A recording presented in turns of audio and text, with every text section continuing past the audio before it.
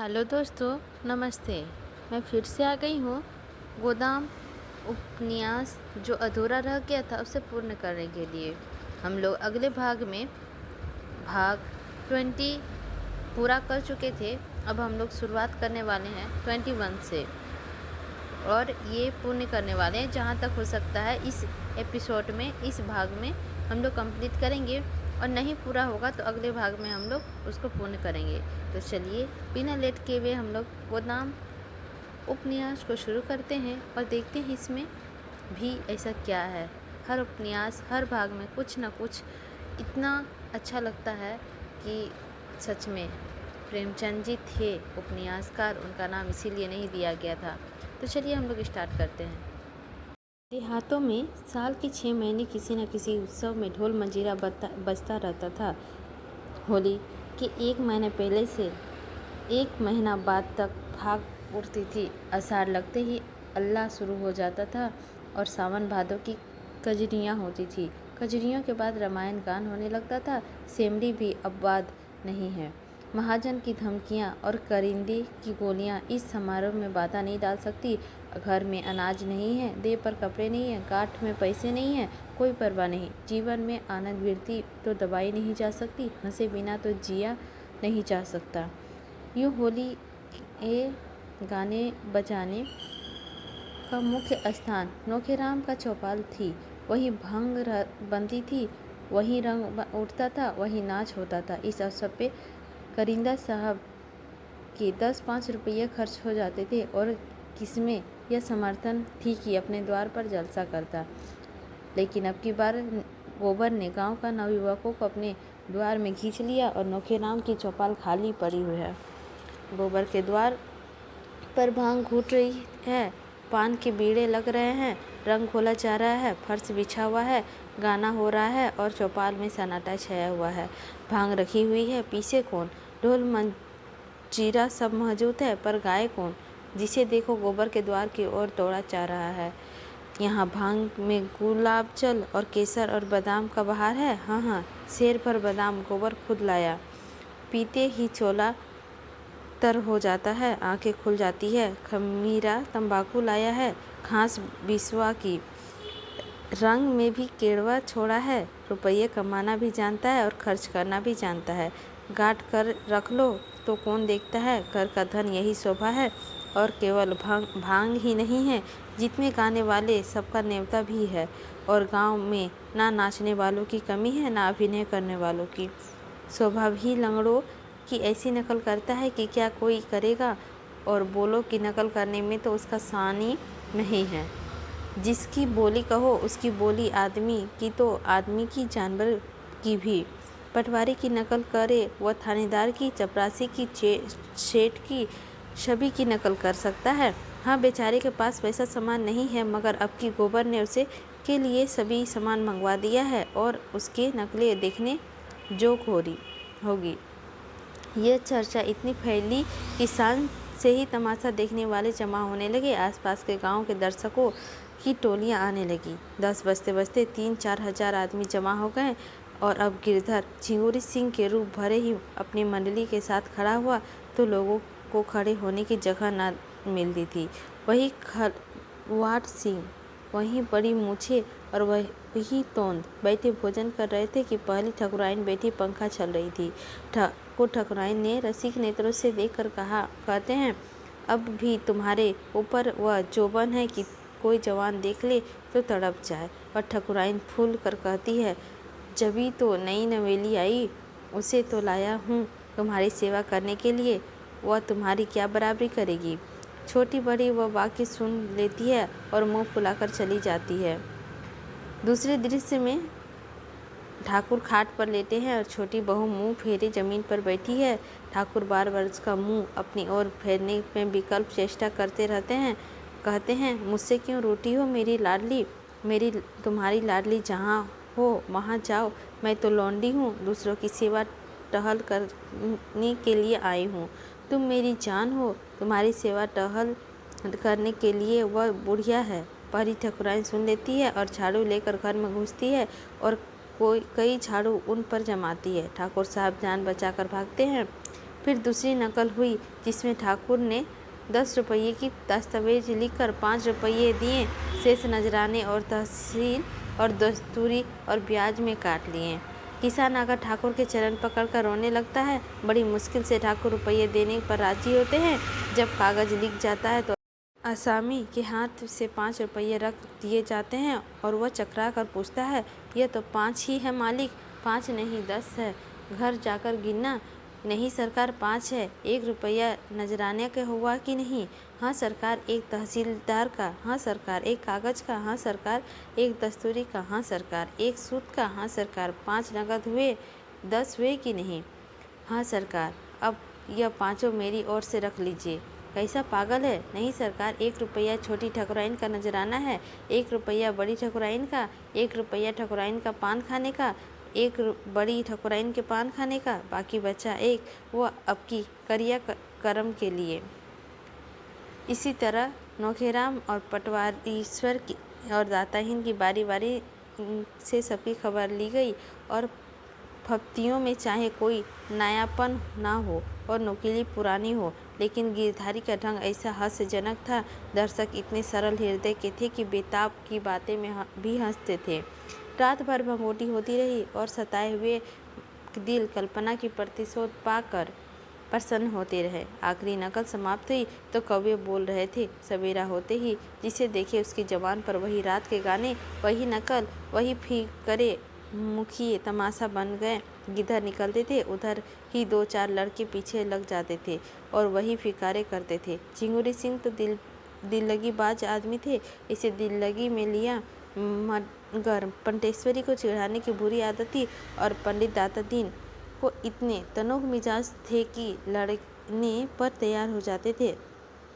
वह सबसे सम्मान पाने के आदी थे। करिंदा की तो यह बात ही क्या, राय साहब तब उन्हें देखते ही सिर झुका लेते थे। उनकी ऐसी हंसी उड़ाई जाए और अपने ही गांव में, यह उनके लिए असहाय था। मगर उनके ब्रह्म तेज होता तो इन दुष्टों को भस्म कर देता। ऐसा श्राप देते कि सबके सच में भस्म हो जाते। लेकिन इस कलयुग का शराब का असर ही जाता रहा, इसीलिए उन्होंने कलयुग वाला हथियार निकाला।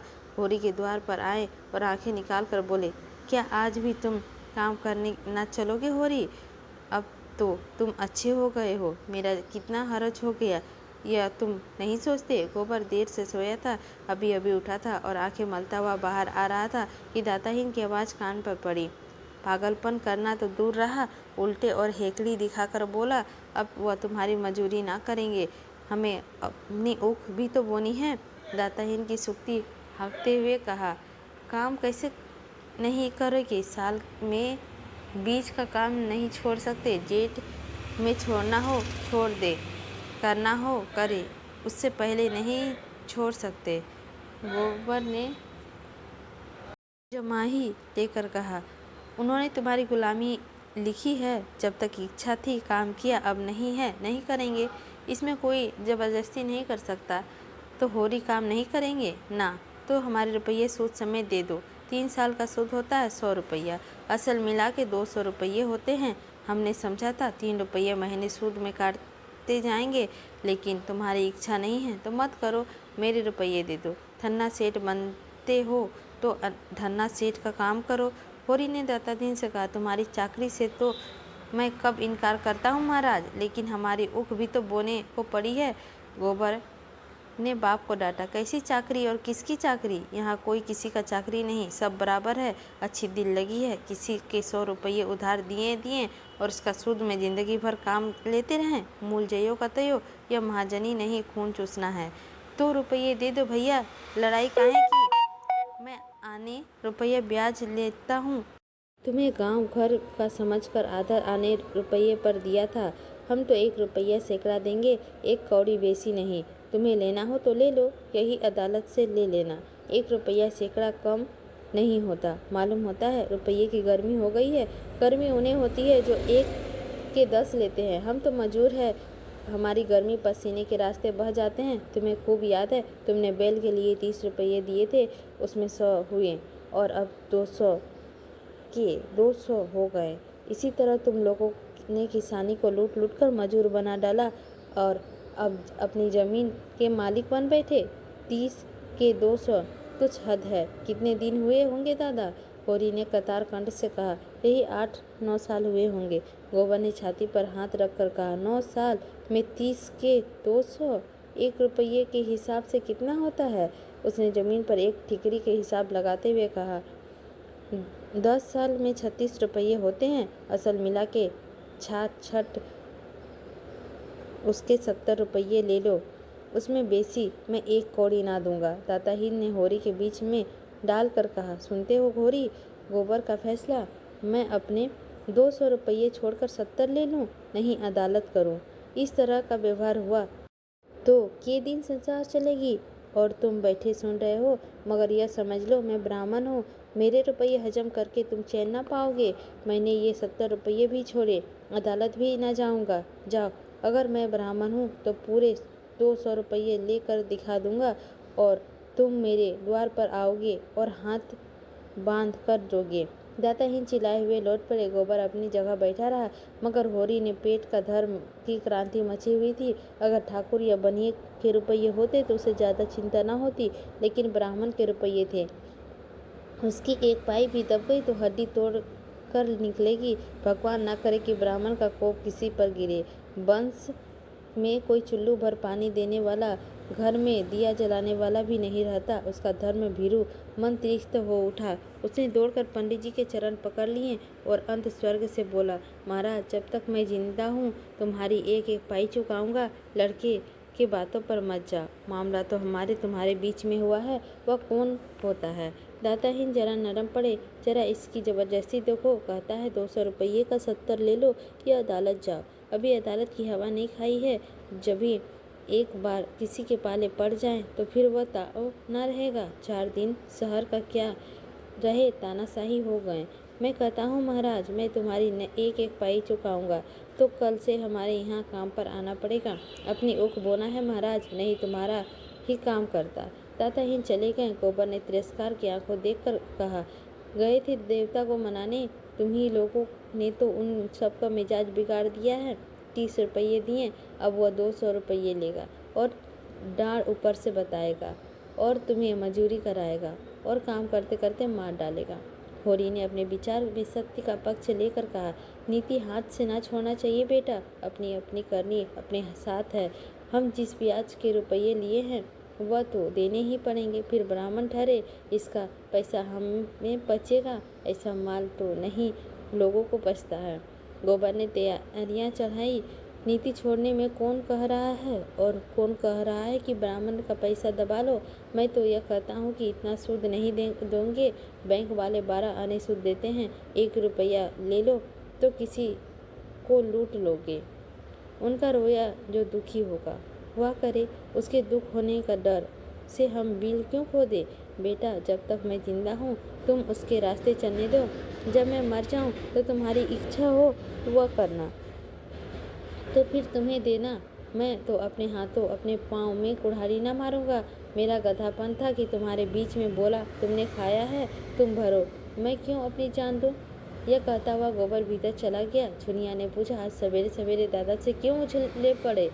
गोबर ने सारा वृत्तांत कह सुनाया और अंत में बोला, इनके ऊपर ऋण का बोझ इतना बढ़ता जाएगा, मैं कहाँ तक भरूंगा? उन्होंने कमा कमा कर दूसरों का घर भरा है, मैं क्यों उनकी खोदी हुई खंडर में गिरूं?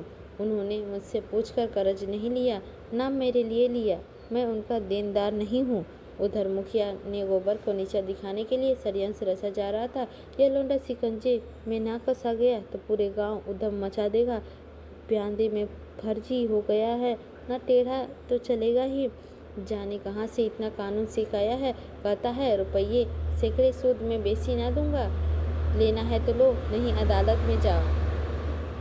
रात इसे सारे गांव के लौंडों को बटोर कर कितना अनर्थ किया, लेकिन मुखिया में भी तो ईर्ष्या की कमी ना थी। सभी अपने बराबर वालों को परिहास का प्रसन्न थे। पंटेश्वरी और नौखेराम में बातें हो रही थी। पंटेश्वरी ने कहा, मगर सबों के घर घर की रत्ती रत्ती का हाल मालूम है। चिंगोरी सिंह को तो सबों का ऐसा गेदा कि कुछ ना पूछो। दोनों ठकुराइन की बातें सुन सुन के लोग तो हंसते के मारे लौट गए। नौखेराम ने डंडा मारकर कहा, मगर नकल सच्ची थी।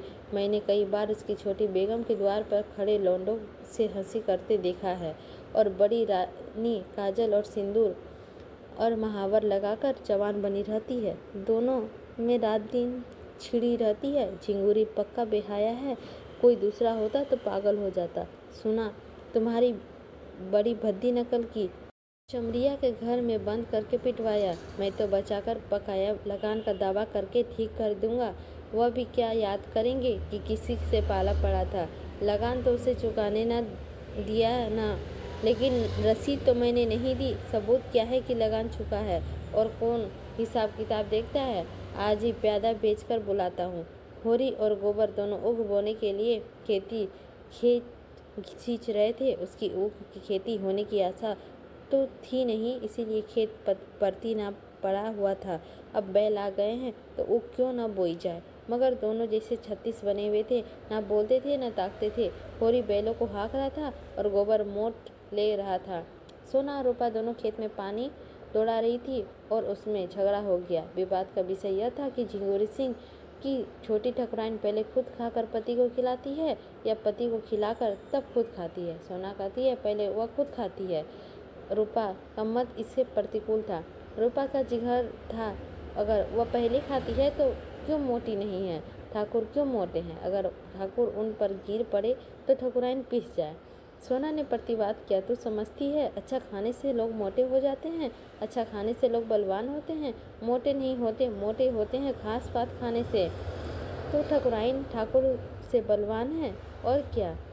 अभी उन दिनों दोनों की लड़ाई हुई तो ठकुराइन ने ठाकुर से ऐसे ढकेला कि उसके घुटने फूट गए। तो तू भी पहले आप खाकर तब जीजा को खिलाएगी और क्या। अम्मा तो पहले दादा को खिलाती है, तभी तो जब देखो तब दादा डांट देते हैं। मैं बलवान होकर अपनी मर्द को काबू में रखूंगी। तेरा मर्द तुझे पीटेगा, तेरी हड्डी तोड़ कर रख देगा। रूपा रुआसी होकर बोली, क्यों पीटेगा। मैं मार चलेगा, मारते मारते तेरा खाल उखाड़ देगा।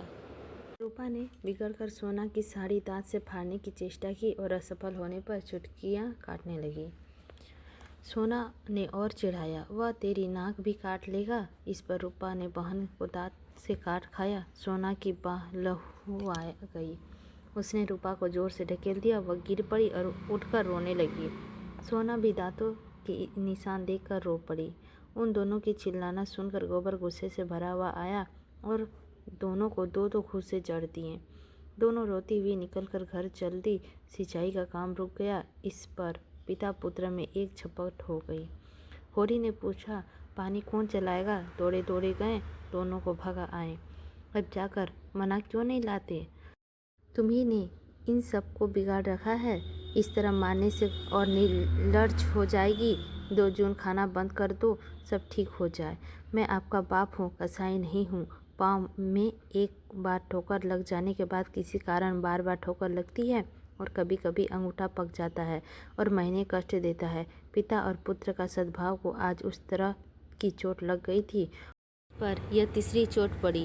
गोबर ने घर जाकर झुनिया को खेत में पानी देने के लिए साथ लाया। झुनिया बच्चे को लेकर खेत में आ गई। धनिया और उसकी दोनों बेटियां बैठी ताकती रहीं। माँ को भी गोबर की यह उदात्तता बुरी लगी। रूपा को मारता तो वह बुरा न मानती, मगर जवान लड़की को मारना यह उसके लिए असहाय था।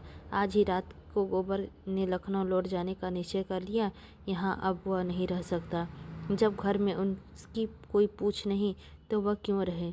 वह लेन देन के मामले में बोल नहीं सकता। लड़कियों को जरा मार दिया तो वह लोग ऐसे जमे के बाहर हो गए मानो वह बाहर का आदमी है। तो इस सहाय में वह ना रहेगा। दोनों भोजन करने बाहर चले आए कि नौखेराम की प्यादे ने आकर कहा, चलो करिंदा साहब ने बुलाया है। होरी ने गर्व से कहा, रात को क्यों बुलाया है, मैं तो बाकी दे चुका हूँ। प्यारा बोला, मुझे तो तुम्हें बुलाने का हुक्म मिला है। जो कुछ अरज करना है वहीं चल के करना। होरी की इच्छा न थी मगर जाना पड़ा। गोबर विरक्त सा बैठा रहा। आधे घंटे में होरी लौटा तो चीलम भर के पीने लगा। अब गोबर से ना रहा गया। पूछा, किस मतलब से बुलाया था। होरी ने भराई हुई आवाज़ से कहा, मैंने पाई पाई लगान चुका दिया। वह कहते हैं तुम्हारे ऊपर 2 साल का बाकी है। अभी उस दिन मैंने ऊख बेची तो 50 रुपये वहीं उनको दे दिए और आज वह दोनों का बाकी निकालते हैं। मैंने कह दिया मैं एक थैला ना दूंगा। गोबर ने पूछा, तुम्हारे पास रसीद होगी? रसीद कहाँ देते हैं? तो तुम बिना रसीद के रुपये देते ही क्यों हो? मैं क्या जानता था यह लोग बेईमानी करेंगे? यह सब तुम्हारी करनी का फल है। तुमने रात को ही उसकी हंसी उड़ाई है, यह उसी का दंड है। पानी में रहकर मगर मैं बैर नहीं किया जाता। सूद लगाकर 70 रुपये बाकी निकल दिए, ये किसके घर से आएंगे? गोबर ने सफाई देते हुए कहा, तुम रसीद ले ली होती तो आज लाख उनकी हंसी उड़ता, तुम्हारा बाल भी बाका ना कर सकते। मेरी समझ में नहीं आता कि लेन देन में तुम सावधानी क्यों नहीं कर लेते। यूँ रसीद नहीं लेते तो डाक का रुपया भेजो, यही तो होगा। 1 आध रुपया महसूल पड़ जाएगा। इस तरह तो धांधली ना हो कि तुमने यह आग ना लगाई होगी थी तो कुछ ना होता। अब तो सभी मुखिया बिगड़े हुए हैं, बेदखली की धमकी दे रहे हैं। देव जाने कैसा बेड़ा पार लगेगा। मैं जाकर उनसे पूछता हूँ, तुम जाकर और आग लगा दोगे? अगर आग लगानी पड़ेगी तो आग लगा दूंगा। यह बेदखली करते हैं, करे। मैं उनके हाथ में गंगा जली रख कर अदालत की कसम खिलाऊंगा। तुम दूम दबा कर बैठे रहो, मैं इसके पीछे जान लड़ा दूंगा। मैं किसी को एक पैसा दबाना नहीं चाहता, ना अपना एक पैसा खोना चाहता हूँ। उसी वक्त उठा और नौखेराम की चौपाल में जा पहुंचा। देखा तो सभी मुखिया लोगों के बिनेट बैठा है। गोबर को देख के सबके सब सतर्क हो गए। वातावरण में षड्यंत्र की सा कुंडा भरी हुई थी।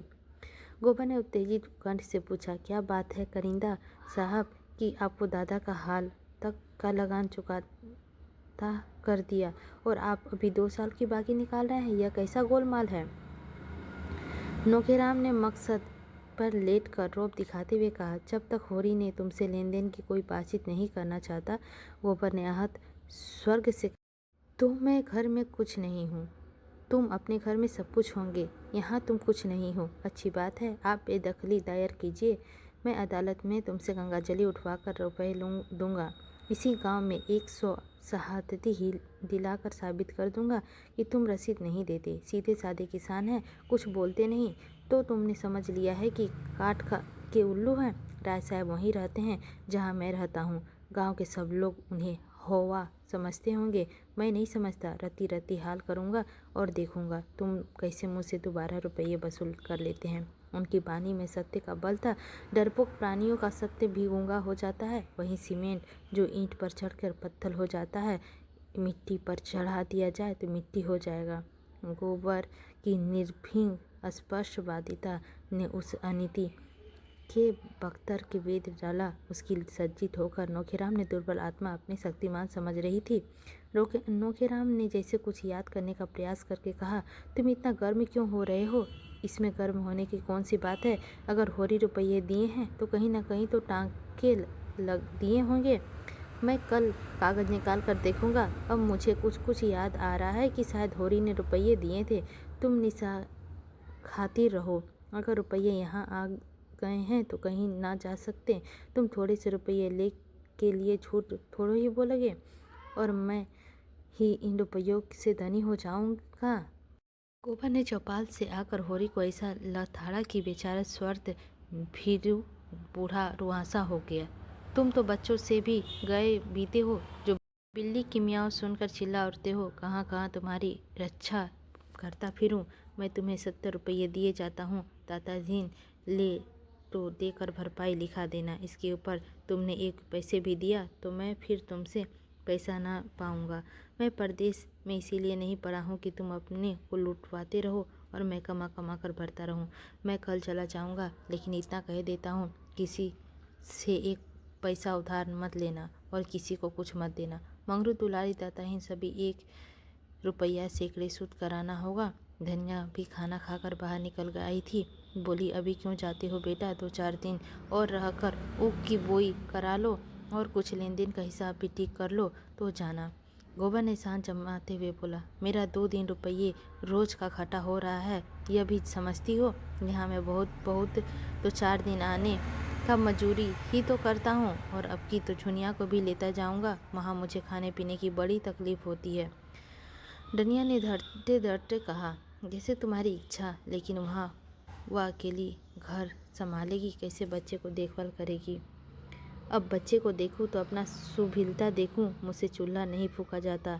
ले जाने को मैं नहीं रोकता, लेकिन परदेश में बाल बच्चों का साथ रहना, ना कोई आगे ना कोई पीछे, सोचो कितना झंझट है। परदेश में सगी साथी निकल ही आते हैं अम्मा, और यह देखो स्वरात का संसार है, जिसके साथ 4 पैसे का गम खाओ वही अपना। थाली हाथ तो माँ बाप भी नहीं पूछते। धनिया कटाक्ष समझ गई, उसके सिर से पांव तक आग लग गई। बोली, माँ बाप को तो तुमने उन्हीं पैसों के यारों में समझ लिया। आंखें दिखा रहा हूँ, नहीं देख रहे हो? माँ बाप का मन इतना निठुर हो नहीं होता। हाँ, लड़के अलबत्ता जहाँ 4 पैसे कमाने लगे कि माँ बाप से आंखें फेर ले। इसी गांव में 1 2 नहीं 10 बीच पर थोक दे दो। माँ बाप करम कमाज लेते हैं, किसके लिए? लड़के लड़कियों ही के लिए, अपने भोग विलास के लिए। क्या जाने तुमने किसके लिए कर्ज लिया। मैंने तो 1 पैसा भी नहीं जाना, बिना पाले ही इतने बड़े हो गए। पालने में तुम्हारा क्या लगा? जब तक बच्चा था दूध पिया दिया, फिर लवारिस की तरह छोड़ दिया। जो सबने खाया वही मैंने खाया। मेरे लिए दूध नहीं आता था, मक्खन नहीं बांधा था। और अब भी तुम चाहती हो, और दादा भी चाहते हैं कि मैं सारा कर्ज चुकाऊं, लगान दूं, लड़कियां का विवाह करूं, जैसे मेरी सारी ज़िंदगी तुम्हारा देना भरने में ही के लिए है। मेरे भी तो बाल बच्चे हैं। धनिया सन्नाटे में आ गई। एक क्षण में उसके जीवन का मृदु सपन जैसे टूट गया। अब तक वह मन में प्रसन्न थी कि अब उसका दुख दरिद्र दूर हो जाएगा। जब से गोबर घर आया, उसका मुख की हास की एक छटा खिली रहती थी। उसकी वाणी में मधुरता और व्यवहार में उदारता आ गई थी। भगवान ने उसकी दया की तो उसे सिर झुकाकर ना चाहिए। भीतर की शांति बाहर सौजन्य बन गई थी। ये शब्द तपते हुए बालों की तरह हृदय पर आ पड़े और चने की भांति सारे अरमान झुलस गए। उसका सारा घमंड चूर चूर हो गया। इतना सुन लेने के बाद अब जीवन में क्या ही रह गया है। जिस नौका पर बैठकर उस जीवन सफर को पार करना चाहती थी, वह टूट गई थी तो किस सुख के लिए जिए। लेकिन नहीं, उसका गोबर इतना स्वार्थी नहीं है। उसने कभी माँ की बात का जवाब नहीं दिया, कभी किसी बात के लिए जिद नहीं की। जो कुछ रूखा सूखा मिल गया वही खा लेता था। वही भोला भाला सिल सने का पुतला आज क्यों ऐसी दिल तोड़ने वाली बातें कर रहा है। उसकी इच्छा के विरुद्ध तो किसी ने कुछ नहीं कहा। माँ बाप दोनों ही उसका मुँह जोड़ते रहते थे। उसका कौन ही लेन देन की बात चलाई नहीं। उससे कौन कहता है कि तू माँ बाप का देना चुका। माँ बाप के लिए यही क्या सुख, कम सुख है कि वह इज्जत आबरू के साथ भले मानसों की तरह कमाता खाता है। उसमें कुछ तो सके तो माँ बाप की मदद करते। नहीं हो सकता तो माँ बाप का गला ना दबाएंगे। दुनिया को ले जाना चाहता है, खुशी से ले जाएं। धनिया ने तो केवल उसकी भलाई के ख्याल से कहा कि दुनिया को वहाँ ले जाने में जितना आराम मिलेगा, उससे कहीं ज़्यादा झंझट बढ़ जाएगा। इसमें ऐसी कौन सी लगने वाली बात थी कि वह इतना बिगड़ उठा। हो ना हो, यह आग दुनिया ने लगाई है। वहीं बैठे बैठे उसे यह मंत्र पढ़ा रही है। यहाँ शौक श्रृंगार करने को नहीं मिलता, घर का कुछ ना कुछ काम भी करना पड़ता है। वहाँ रुपये पैसे हाथ में आएंगे, मज़े से चिकना खाएगी, चिकना पहनेगी और टांग फैलाकर सोएगी। 2 आदमियों की रोटी पकाने में क्या लगता है, वहाँ तो पैसा चाहिए। सोना बाजार में पक्की पकाई रोटी मिल जाती है। यह सारा उपद्रव उसी ने खड़ा किया है। शहर में कुछ दिन रह चुकी है, वहाँ का दाना पानी मुँह लगा हुआ है। यहाँ कोई पूछता न था। यह भोंदू मिल गया, इसे फांस लिया। जब यहाँ 5 महीने पेट लेकर आई थी तब कैसी म्याऊं म्याऊं करती थी। तब यहाँ सहन ना मिली तो आज कहीं भीख मांगती होती। यह उसी नेकी का बदला है। इसी चूड़े के पीछे डार देना पड़ा। बिरादरी में बदनामी हुई, खेती टूट गई, सारी दुर्गत हो गई। और आज यह चुड़ैल जिस पत्तल में खाती है उसी में छेद कर रही है। पैसे देखे तो आँख हो गई। अभी एडी एडी जब फिरती थी, मिजाज नहीं मिलता। आज लड़का 4 पैसे कमाने लगाना। इतने दिनों बाद नहीं पूछी तो सास का पाँव दबाने के लिए तेल लिए दौड़ती थी। डायन के जीवन की निधि को उसके हाथ से छीन लेना चाहती है। दुखी स्वर्ग से बोली, यह मंत्र तुमने कौन दे रहा है बेटा? तुम तो ऐसे ना थे। माँ बाप तुम्हारे ही हैं, बहनें तुम्हारे ही हैं, घर तुम्हारा ही है। यहाँ बाहर का कौन है? और हम क्या बहुत दिन बैठे रहेंगे? घर का मर्यादा बनाए रखोगे तो तुम्ही को सुख होगा। आदमी घर वाले ही तो धन कमाता है कि और किसी के लिए। अपना पेट तो सुअर भी पाल लेता है। मैं न जानती थी झुनिया नागिन बनकर हम ही को डसेगी। गोबर ने तनक कर कहा, अम्मा मैं नादान नहीं हूँ कि झुनिया मुझे मंत्र पढ़ाएगी। तुम उसे नाहक कोस रही हो। तुम्हारी गृहस्थी का सारा बोझ मैं नहीं उठा सकता। मुझसे जो कुछ हो सकेगा तुम्हारी मदद कर दूंगा, लेकिन अपने पाँव में भेड़ियाँ नहीं डाल सकता। झुनिया भी कोठरी से निकलकर बोली, अम्मा जुल्हे को गुस्सा दाढ़ी पर ना उतारो। कोई बच्चा नहीं है कि मैं फोड़ दूंगी। अपना अपना भला बुरा सब समझते हैं। आदमी इसीलिए नहीं जन्म लेता कि सारी उम्र तपस्या करता रहे और एक दिन खाली हाथ मर जाए। सब जिंदगी का कुछ सुख चाहते हैं। सबकी लालसा होती है कि हाथ में 4 पैसे हो। धनिया ने दांत पीस कर कहा, अच्छा झुनिया, बहुत ज्ञान ना बखार। अब तू भी अपना भला बुरा सोचने जोग हो गई है। अब यहाँ आकर मेरे पैरों पर सिर रखे रो रही थी, तब अपना भला बुरा नहीं सोचा था? उस घड़ी हम भी तो अपना भला बुरा सोचते लगते तो आज तेरा कहीं पता ना होता। के बाद संग्राम छिड़ गया। ताने महने, गाली गलौज, धुक्का, कजीहत, कई बात ना बसी। गोबर भी बीच बीच में डंक मारता जाता था। होरी बरोठे पर बैठा सब कुछ सुन रहा था। सोना रूपा आंगन में सिर झुकाए खड़ी थी। दुलारी पुनिया और कई स्त्रियां बीच बचाव करने आ पहुंची थी। गर्जन के बीच में कभी कभी बूंदें भी गिर जाती थी। दोनों ही अपने अपने भाग्य को रो रही थी। दोनों ही ईश्वर को कोस रही थी और दोनों अपनी अपनी निर्दोषता सिद्ध कर रही थी। दुनिया गड़े मोड़े उखाड़ रही थी। आज उसे हीरा और सौभाग्य से विशेष सहानुभूति हो गई थी। उन्हें धनिया ने कहीं का ना रखा था। धनिया की आज तक किसी से ना पटी थी तो झुनिया से कैसे पट जाती। धनिया अपनी सफाई देने की चेष्टा कर रही थी, लेकिन न जाने क्या बात थी कि वह जनमत झुनिया की ओर था। शायद इसीलिए कि झुनिया संयम हाथ में न जाने देती थी और धनिया आपस से बाहर थी। इसीलिए शायद भी कि झुनिया अब कमाऊ पुरुष की स्त्री थी और उसे प्रसन्न में रखने में ज़्यादा मसलहत थी। अब होरी ने आंगन में आकर कहा, मैं तेरे पैरों पड़ता हूँ धनिया, चुप रह, मेरे मुंह में कालिक मत लगा। हाँ, अभी मन ना भरा तो और सुन। धनिया फुकार मारकर उधर दौड़ी। तुम भी तो मोटी डाल पकड़ने चले, मैं ही दोषी हूँ। यह तो मेरे ऊपर फूल बरसा रही है। संग्राम का क्षेत्र बदल गया। जो छोटों के मुंह लगे वह छोटा। धनिया किस तर्क में झुनिया को छोटा मान ले। होरी ने व्यथित कंठ से कहा, अच्छा वह छोटी नहीं बड़ी सही। जो आदमी नहीं रहना चाहता क्या उसे बांध कर रखोगी? माँ बाप का धर्म है लड़के को पाल पोस कर बड़ा कर देना। वह हम कर चुके हैं। जिसके हाथ पाँव हो गए, अब तू क्या चाहती है? वह दाना चारा लाकर खिलाए। माँ बाप का धर्म 16 आना लड़कों के साथ है। लड़कों का माँ बाप के साथ एक आना भी धर्म नहीं है। जो चाहता है उसे आशीष देकर विदा कर दे।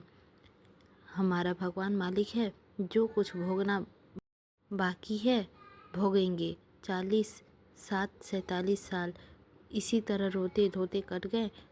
10-5 साल है वह भी यूं ही कट जाएंगे। उधर गोबर जाने की तैयारी कर रहा था। इस घर में पानी भी उसके लिए हराम है। माता होकर जब ऐसी ऐसी बातें कहे, अब वह उसका मुंह भी ना देखेगा। देखते ही देखते उसका बिस्तर बांधा गया। चुनिया ने भी चुंदरी पहन ली। चुन्नू भी टोपी और फ्रॉक पहनकर राजा बन गया। होरी ने आर्द्र कंठ से कहा, बेटा तुमसे कुछ कहने का मुंह तो नहीं है, लेकिन कलेजा नहीं मानता। क्या जरा जाकर अपनी अभागिनी माता के पांव छू लोगे तो कुछ बुरा होगा? जिस माता की कोख से जन्म लिया और जिसका रपट पीकर पले हो, उसके साथ इतना भी नहीं कर सकते? गोबर ने मुंह फेर कर कहा, मैं उसे अपनी माता नहीं समझता। होरी ने आंखों में आंसू लाकर कहा, जैसी तुम्हारी इच्छा, जहाँ रहो सुखी रहो। दुनिया ने सास के पास जाकर उसके चरणों का आंचल से छुआ। धनिया के मुंह से आशीष का एक शब्द ना निकला। उसकी आंखें उठाकर देखा भी नहीं। गोबर बालक को लिए गोद में लिए आगे आगे था। झुनिया बिस्तर बगल में दबाए पीछे एक चमार का लड़का संदूक लिए था। गांव के कई स्त्री पुरुष गोबर को पहुंचाने गांव के बाहर तक आए और धनिया बैठी रो रही थी, जैसे कोई उसके हृदय को और से चीर रहा हो। उसका मृत्यु उस घर के समान हो रहा था जिसमें आग लग गई हो और सब कुछ भस्म हो गया हो, बैठकर रोने के लिए भी स्थान न बचा हो। तो दोस्तों, यह भाग समाप्त होता है 21 भाग। अब हम लोग 22 यानी कि 22वां भाग में प्रवेश कर रहे हैं। तो चलिए, इधर कुछ दिनों से राय साहब की कन्या की विवाह की बातचीत हो रही थी। उसके साथ एक इलेक्शन भी सिर पर आ पहुंचा था, मगर इन सबों का अवश्य उन्हें दीवानी में एक मुकदमा दायर करना था, जिसकी कोर्ट फीस ही 50,000 होती थी। ऊपर से खर्च अलग। राय साहब के साले, जो अपनी रियासत के एकमात्र स्वामी थे, इन जवानी में मोटर लौट जाने के कारण गत हो गए थे और राय साहब अपने कुमार पुत्र की ओर से उस रियासत पर अधिकार पाने के लिए कानून की शरण लेना चाहता थे। उनके चचेरे सालों ने रियायतों पर कब्जा जमा लिया था और राय साहब को उसमें से कोई हिस्सा देने पर तैयार न थे। राय साहब ने बहुत चाहा कि आपस में समझौता हो जाए और उसके चचेरे साले मायल गुजारा लेकर हट जाए। यहाँ तक कि वह उस रियासतों की आधी आमदनी छोड़ने पर तैयार थे, मगर सालों ने किसी तरह का समझौता स्वीकार न किया और केवल लाठी के जोर से रियासत में तहसील वसूल शुरू कर दी। राय साहब को अदालत की शरण में जाने के सिवा और कोई मार्ग न रहा। मुकदमे में लाखों की खर्च था, मगर रियासत में 20 लाख से कम का जायदाद न थी। वकीलों ने निश्चय रूप से कह दिया था कि आपकी शर्तियाँ डिग्री होगी। ऐसा मौका कौन छोड़ सकता है। मुश्किल यही थी कि यह तीनों कामों एक साथ आ पड़े और उन्हें किसी तरह टाला न जा सकता था। कन्या की अवस्था 18 वर्ष की हो गई थी और केवल हाथ में रुपये न रहने के कारण अब तक उसका विवाह टलता जाता था। खर्च का अनुमान 1 लाख का था। जिसके पास होते जाते वह बड़ा सा मुँह खोलता, मगर हाल में एक बड़ा अच्छा अवसर हाथ में आ गया था। कुंवर दिग्विजय सिंह की पत्नी यक्षा की भेंट हो चुकी थी और कुंवर साहब अपने उगरे घर को जल्द से जल्द बसा लेना चाहते थे। सौदा भी बारे से तय हो गया और कहीं शिकार हाथ से निकल न जाए, इसीलिए इसी लगन में विवाह होना परामर्श था। कुंवर साहब दुर्वासनाओं का भंडार थे। शराब, गांजा, अफीम, मादक, चरस, ऐसे कोई नशा न था जो वह ना करते हो। और ऐसी तो राइस का स्वभाव ही है। वह राइस ही क्या जो अयास ना करे। धन का उपभोग और किया ही कैसे जाए, मगर इन सब का दुर्गुणों के होते हुए भी वह ऐसे प्रतिभावान थे कि अच्छे अच्छे विद्वान उसका लोहा मानते थे। संगीत, नाट्य कला, हस्तरेखा, ज्योतिष, योग, लाठी कुश्ती, निशानेबाजी आदि कलाओं को भी अपना जोड़ कर रखते थे।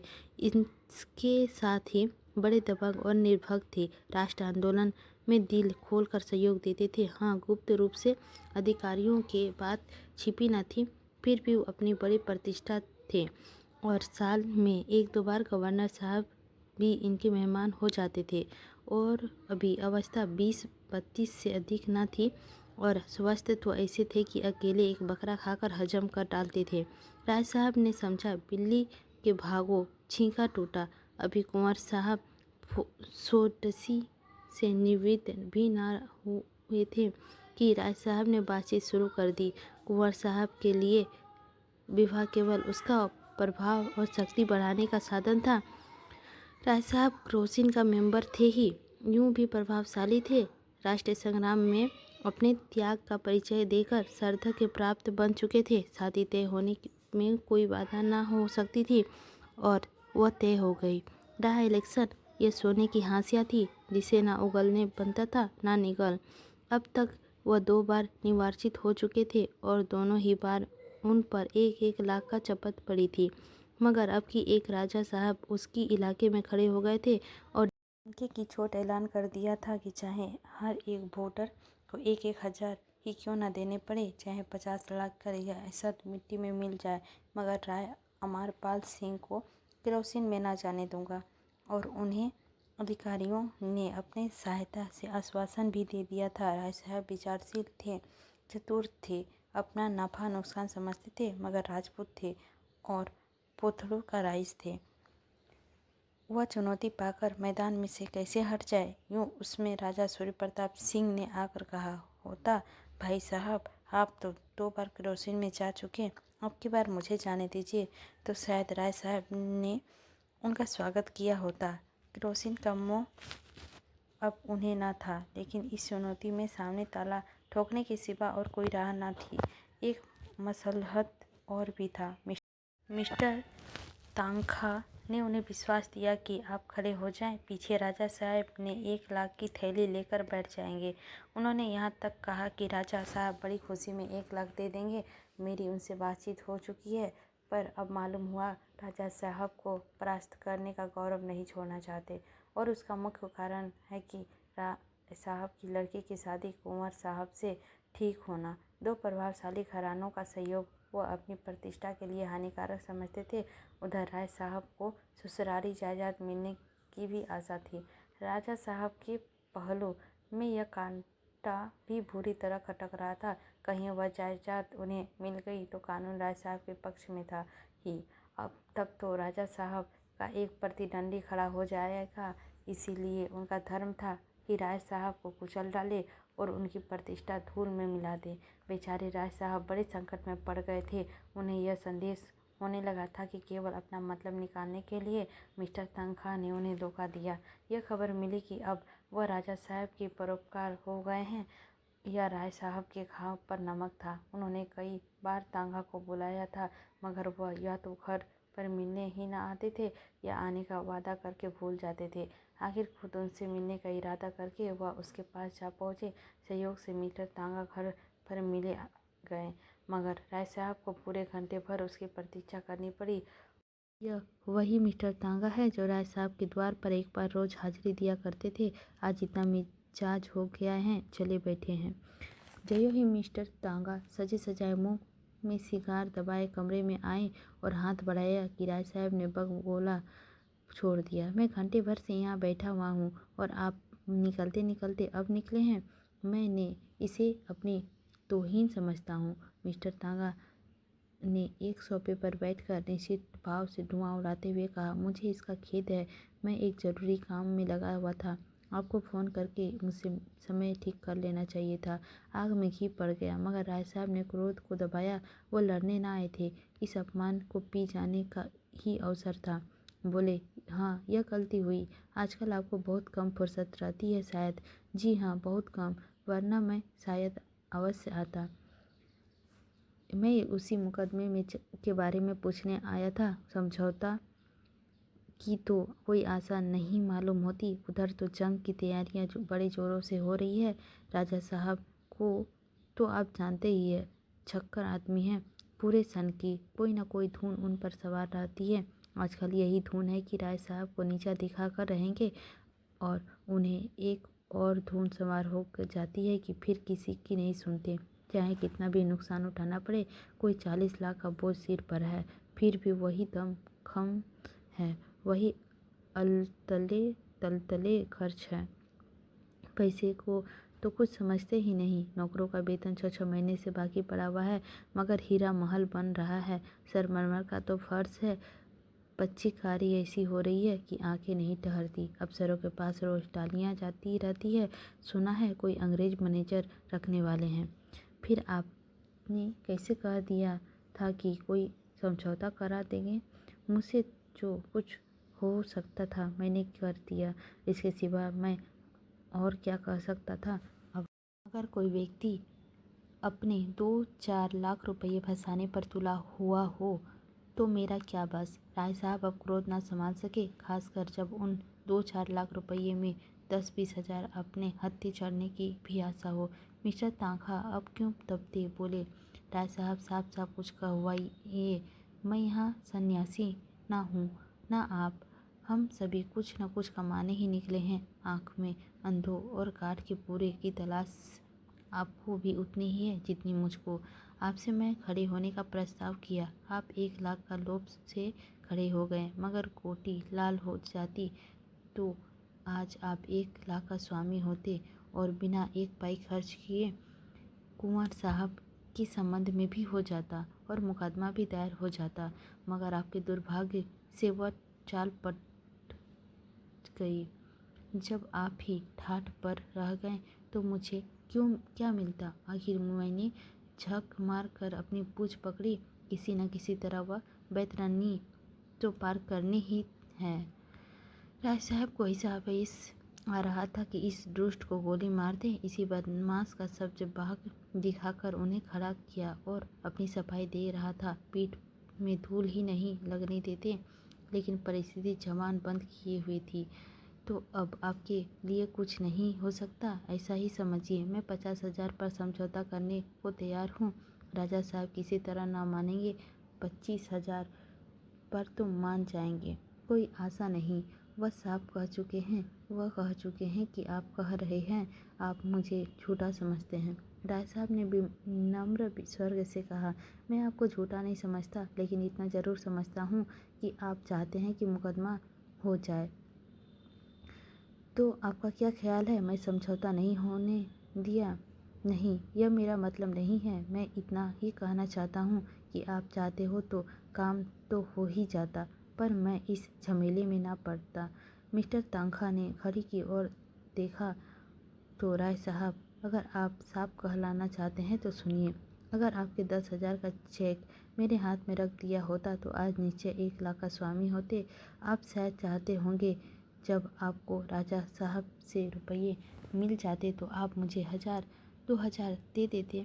तो मैं ऐसी कच्ची गोली नहीं खेलता। आप राजा साहब से रुपये लेकर तिजोरी में रखते और मुझे अंगूठा दिखा देते। फिर मैं आपको क्या बना लेता बतलाइए? कहीं नालिश फरियाद या फिर तो नहीं कर सकता ना? राय साहब ने आहत नेत्रों से देखा। आप मुझे इतना बेईमान समझते हैं? तांखा ने कुर्सी से उठते हुए कहा, कोई बेईमानी कौन समझता है? आजकल यही चतुराई है, कैसे दूसरों को उल्लू बनाया जा सके, यही सफल नीति है। और आप इसे आचार्य हैं। राय साहब ने मुट्ठी बांध कर कहा, मैं? जी हाँ, आप। पहले चुनाव में मैंने जी जान से आपकी पैरवी की। आपने बड़ी मुश्किल से रो धोकर 500 रुपये लिए। दूसरे चुनाव में आपने सड़ी सी टूटी फूटी कार देकर अपना गला छुड़ाया। दूध का जला छाछ भी फूंक फूंक कर पीता है। वह कमरे से निकल गए और कार लेने का हुक्म दिया। राय साहब ने खून खोल रहा था। इस अशिष्टता से भी कोई हद है।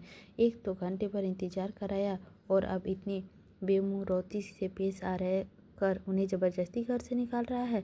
अगर उन्हें विश्वास होता कि वह मिस्टर तांगा को पटकनी दे सकते हैं तो वह कभी ना चूकते। मगर तांगा डील डोर में उनसे सवाए थे और मिस्टर तांगा ने हॉर्न बजाया तो वह अभी आकर अपनी कार पर बैठे और सीधे मिस्टर खन्ना के पास पहुँचे। 9 बज रहे थे, मगर खन्ना साहब अभी मीठी नींद का आनंद ले रहे थे। वह 2 बजे रात से पहले कभी ना सोते थे और 9 बजे तक सोना स्वाभाविक ही था। यहाँ भी राय साहब को आधा घंटा बैठना पड़ा।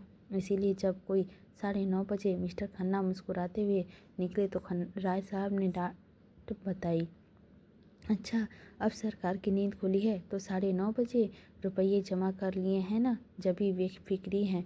मेरी तरह तल्लुकेदार होते तो आप भी इसी द्वार पर खड़े होते। बैठे बैठे सिर में चक्कर आ जाता। मिस्टर खन्ना ने सिगरेट केस उसकी तरफ बढ़ाते हुए प्रसन्न मुख से कहा, रात सोने में बड़ी देर हो गई, इसी वक्त किधर से आ रहे हैं? राय साहब ने थोड़े शब्दों में अपनी सारी कठिनाई बयान कर दी। दिन में खन्ना की गोलियां देते थे, जो उनका सहपाठी होकर भी सदैव उसे ठगने का फिक्र किया करता था, मगर मुंह पर उसकी खुशामद करते थे। खन्ना ने ऐसा स्वभाव बनाया मानो उन्हें बड़ी चिंता हो गई है। बोले, मेरी तो सलाह है आप इलेक्शन की गोली मारें और अपने सालों पर मुकदमा दायर कर दे। रही शादी, वह तो 3 दिन का तमाशा है, उसके पीछे जेर पार होना मुनासिब नहीं। कुंवर साहब मेरे दोस्तों में हैं, लेन देन का कोई सवाल ना उठ पाएगा। राय साहब ने व्यंग करके कहा, आप यह भूल जाते हैं मिस्टर खन्ना कि मैं बेकर नहीं तल्लुकेदार हूँ। कुंवर साहब दहेज नहीं मांगते, उन्हें ईश्वर ने सब कुछ दिया है। लेकिन आप जानते हैं, यह मेरी अकेली लड़की है और उसकी माँ मर चुकी है।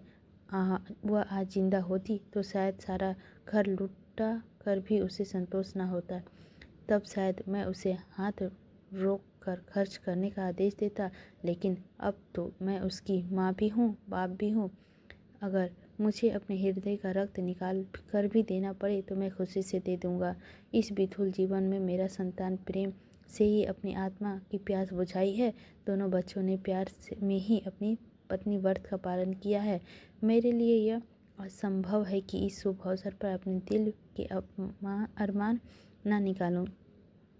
मैं अपने मन को भी तो समझा सकता हूँ, पर जिसे मैं पत्नी का आदेश समझता हूँ उसे नहीं समझाया जा सकता। और इलेक्शन के मैदान में भागना भी मेरे लिए संभव नहीं है। मैं जानता हूँ मैं हारूंगा। राजा साहब ने मेरा कोई मुकाबला नहीं, लेकिन राजा साहब को इतना ज़रूर दिखा देना चाहता हूँ कि अमरपाल सिंह नर्म चारा नहीं है और मुकदमा दायर करना तो अवश्य ही है। उसी पर तो सारा दारोदार है। अब आप बताइए, आप मेरी क्या मदद कर सकते हैं? मेरे डायरेक्टरों को इस विषय में जो हुक्म है वह आप जानते ही हैं, और राजा साहब भी हमारे डायरेक्टर हैं, यह भी आपको मालूम है। पिछला वसूल करने के लिए बार बार ताकीद हो रही थी। कोई नया मुकदमा हो तो शायद ही हो सके। राय साहब ने मुँह लटका कर कहा, आप तो मेरा डोंगा ही डुबाए देते हैं मिस्टर खन्ना। मेरे पास जो कुछ नीच का है वो आपका है। मेरे बैंक के मुआवले में तो मुझे स्वामियों का आदेशों को मानना ही पड़ेगा। अगर यह जायदाद हाथ आ गई तो मुझे इसकी पूरी आशा है कि पाई पाई अदा कर दूंगा। आप बतला सकते हो इस वक्त आप कितने पानी में हैं? राज साहब ने हिचकते हुए कहा, 5-6 लाख समझिए, कुछ कम नहीं होंगे। खन्ना ने अविश्वास के भाव से कहा, या तो आपको याद नहीं है कि या आप छिपा रहे हैं? राज साहब ने जोर देकर कहा, जी नहीं, मैं ना भूला हूँ और ना छिपा रहा हूँ। मेरी जायदाद इस वक्त कम से कम 50 लाख की है और ससुराल का जायदाद भी इससे कम नहीं है। इतनी जायदाद का 10-5 लाख का बोझ कुछ नहीं है इसके बराबर।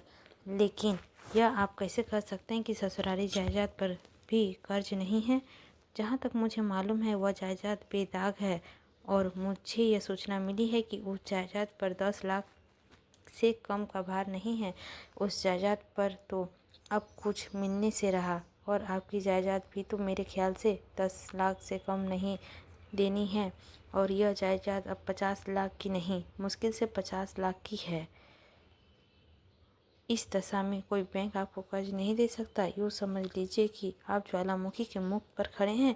एक हल्की सी ठोकर आपको पाताल में पहुंचा सकती है। आपको इस मौके पे बहुत संभल कर चलना चाहिए। राज साहब ने अपने हाथ अपनी तरफ खींचकर कहा, यह सब मैं खूब समझता हूँ मित्रवर, लेकिन जीवन में ट्रेजेडी और उसके सिवा क्या है कि आपकी आत्मा जो काम करना नहीं चाहती वही आपको करना पड़े। आपको इस मौके पर मेरे लिए सब कम से कम 2 लाख का इंतजाम करना पड़ेगा। खन्ना ने लंबी सांस लेकर कहा, माय गॉड, 2 लाख असंभव, बिल्कुल असंभव। मैं तुम्हारे द्वार पर सर पटक कर प्राण दे दूंगा खन्ना, इतना समझ लो। मैंने तुम्हारे ही भरोसे पे ये सारे प्रोग्राम बांधे थे। अगर तुमने निराश कर दिया तो शायद मुझे जहर खा लेना पड़े। मैं सूर्य प्रताप सिंह के सामने सारे घुटने नहीं टेक सकता। कन्या का विवाह अभी 2-4 महीने टल सकता है। मुकदमा दायर करने के लिए अभी वक्त है, लेकिन यह इलेक्शन सिर पर आ खड़ा है और मुझे सबसे बड़ी फिक्र यही है। खन्ना ने चकित होकर कहा, तो आप इलेक्शन में 2 लाख लगा दोगे? इलेक्शन का सवाल नहीं है भाई, ये इज्जत का सवाल है। क्या आपकी राय में मेरी इज्जत 2 लाख की भी नहीं? मेरी यह रियासत बिक जाए गम नहीं, मगर सूर्य प्रताप सिंह को मैं आसानी से विजय न पाने दूंगा। खन्ना ने 1 मिनट तक धुआं निकालने के बाद कहा, बैंक की जो स्थिति है वह मैंने आपके सामने रख दी। बैंक में एक तरह से लेन देन का काम बंद कर दिया है। मैं कोशिश करूंगा कि आपके साथ खास रियासत की जाए, लेकिन बिजनेस इज बिजनेस। यह आप जानते हैं मेरा कमीशन क्या रहेगा। मुझे आपके लिए खास तौर पर सिफारिश करनी पड़ेगी। राजा साहब का अन्य डायरेक्टरों पर कितना प्रभाव है यह भी आप जानते हैं। मुझे उसके खिलाफ गुटबंदी करनी पड़ेगी। यूँ समझ लीजिए कि मेरी जिम्मेवारी पर ही मुकदमा होगा। राज साहब का मुँह गिर गया। खन्ना उसके अंतरंग मित्र में थे, साथ में पढ़े हुए, साथ में बैठने वालों और यह उनसे कमीशन की आशा रखते हैं। इतनी बेमुरस्वी आखिर यह जो इतने दिनों से खन्ना की खुशामद करते आते थे, वह किस दिन के लिए बाग में फल निकले, साग भाजी पैदा हो, सबसे पहले खन्ना के पास डाली भेजते थे। कोई उत्सव हो, कोई जलसा हो, सबसे पहले खन्ना को निमंत्रण देते थे। उनका यह जवाब है। उदास मन से बोले, आपकी जो इच्छा हो, लेकिन मैं आपको भाई समझता था। खन्ना ने कृतज्ञता के भाव से कहा, यह मेरी कृपया है। मैंने भी सदैव आपको बड़ा भाई समझा है और अब भी समझता हूँ। कभी आपसे कोई पर्दा नहीं रखा, लेकिन व्यापार एक दूसरा का क्षेत्र नहीं। यहाँ कोई किसी का दोस्त नहीं, कोई किसी का भाई नहीं। जिस तरह मैं भाई के नाते आपसे कह नहीं सकता कि मुझे दूसरों से ज़्यादा कमीशन दीजिए, उसी तरह आपको भी मेरे कमीशन का रियासत के लिए आग्रह न करना चाहिए। मैं आपको विश्वास दिलाता हूँ कि मैं जितनी रियायत आपके साथ कर सकता हूँ उतनी करूँगा। कल आप दफ्तर के वक्त आएँ और लिखा पढ़ी कर लें। बस बिजनेस ख़त्म।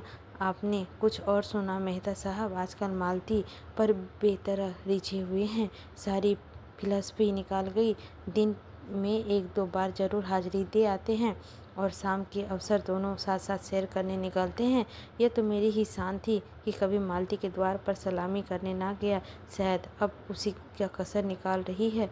कहाँ तो यह हाल था कि जो कुछ है मिस्टर खन्ना है। कोई काम होता तो मिस्टर खन्ना के पास दौड़ी आती। जब रुपयों की ज़रूरत पड़ती तो खन्ना के नाम पूजा आती। और कहाँ अब मुझे देखकर मुंह फेर लेती है। मैंने खास उन्हीं के लिए फ्रांस में एक घड़ी मंगवाई थी। बड़े शौक से लेकर गया, मगर नहीं ली। अभी कल सेवों की डाली भेजी थी, कश्मीर से मंगवाए थे, वापस कर दी। मुझे तो आश्चर्य होता है कि आदमी कैसे इतनी जल्दी बदल जाता है। राय साहब मन में तो उसकी बेकर्दी में खुश हुए, पर सहानुभूति दिखाकर बोले, अगर यह भी मान ले कि मेहता से उनका प्रेम हो गया है तो भी व्यवहार तोड़ने का कोई कारण नहीं है। खन्ना बैठते स्वर्ग में बोले, यही तो रज है भाई साहब। यह तो मैं शुरू से जानता था कि वह मेरे हाथ नहीं आ सकती। मैं आपसे सत्य कहता हूँ कि कभी इस धोखे में नहीं पड़ा कि मालती को मुझसे प्रेम हो। प्रेम जैसी चीज़ उनसे मिल सकती है, उसकी कभी मैंने आशा नहीं की। मैं तो केवल उनके रूप का पुजारी था। सांप में विष है यह जानता हुए भी हम उसे दूध पिलाते हैं। तोते से ज़्यादा निठुर जीव को कौन होगा, लेकिन केवल उसके रूप और वाणी का मुग्ध होकर लोग उसे पालते हैं और सोने के पिंजरे में रखते हैं। मेरे लिए भी मालती उसी तोते के समान थी। अफसरों यही है कि मैं पहले क्यों ना चेत गया। इसके पीछे मैंने अपने हज़ारों रुपये बर्बाद कर दिए भाई साहब। जब उनका रुका पहुंचा, मैंने तुरंत रुपये भेजे। मेरी कार आज भी उनकी सवारी में है।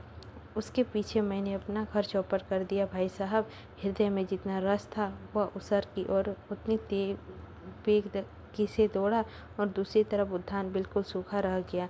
बरसों हो गए मैंने गोविंदी से दिल खोलकर बात नहीं की। उसकी सेवा और स्नेह और त्याग में मुझे उसी तरह अरुचि हो गई थी जैसे अजीव के रोगी को मोहन भोग से हो जाती है। मालती मुझे उसी तरह नाचाती थी जैसे मदारी बंदर को नचाता है, और मैं खुशी से नाचता था। वह मेरा अपमान करती थी और मैं खुशी से हंसता था। वह मुझे पर शासन करती थी और मैं सिर झुकाए था।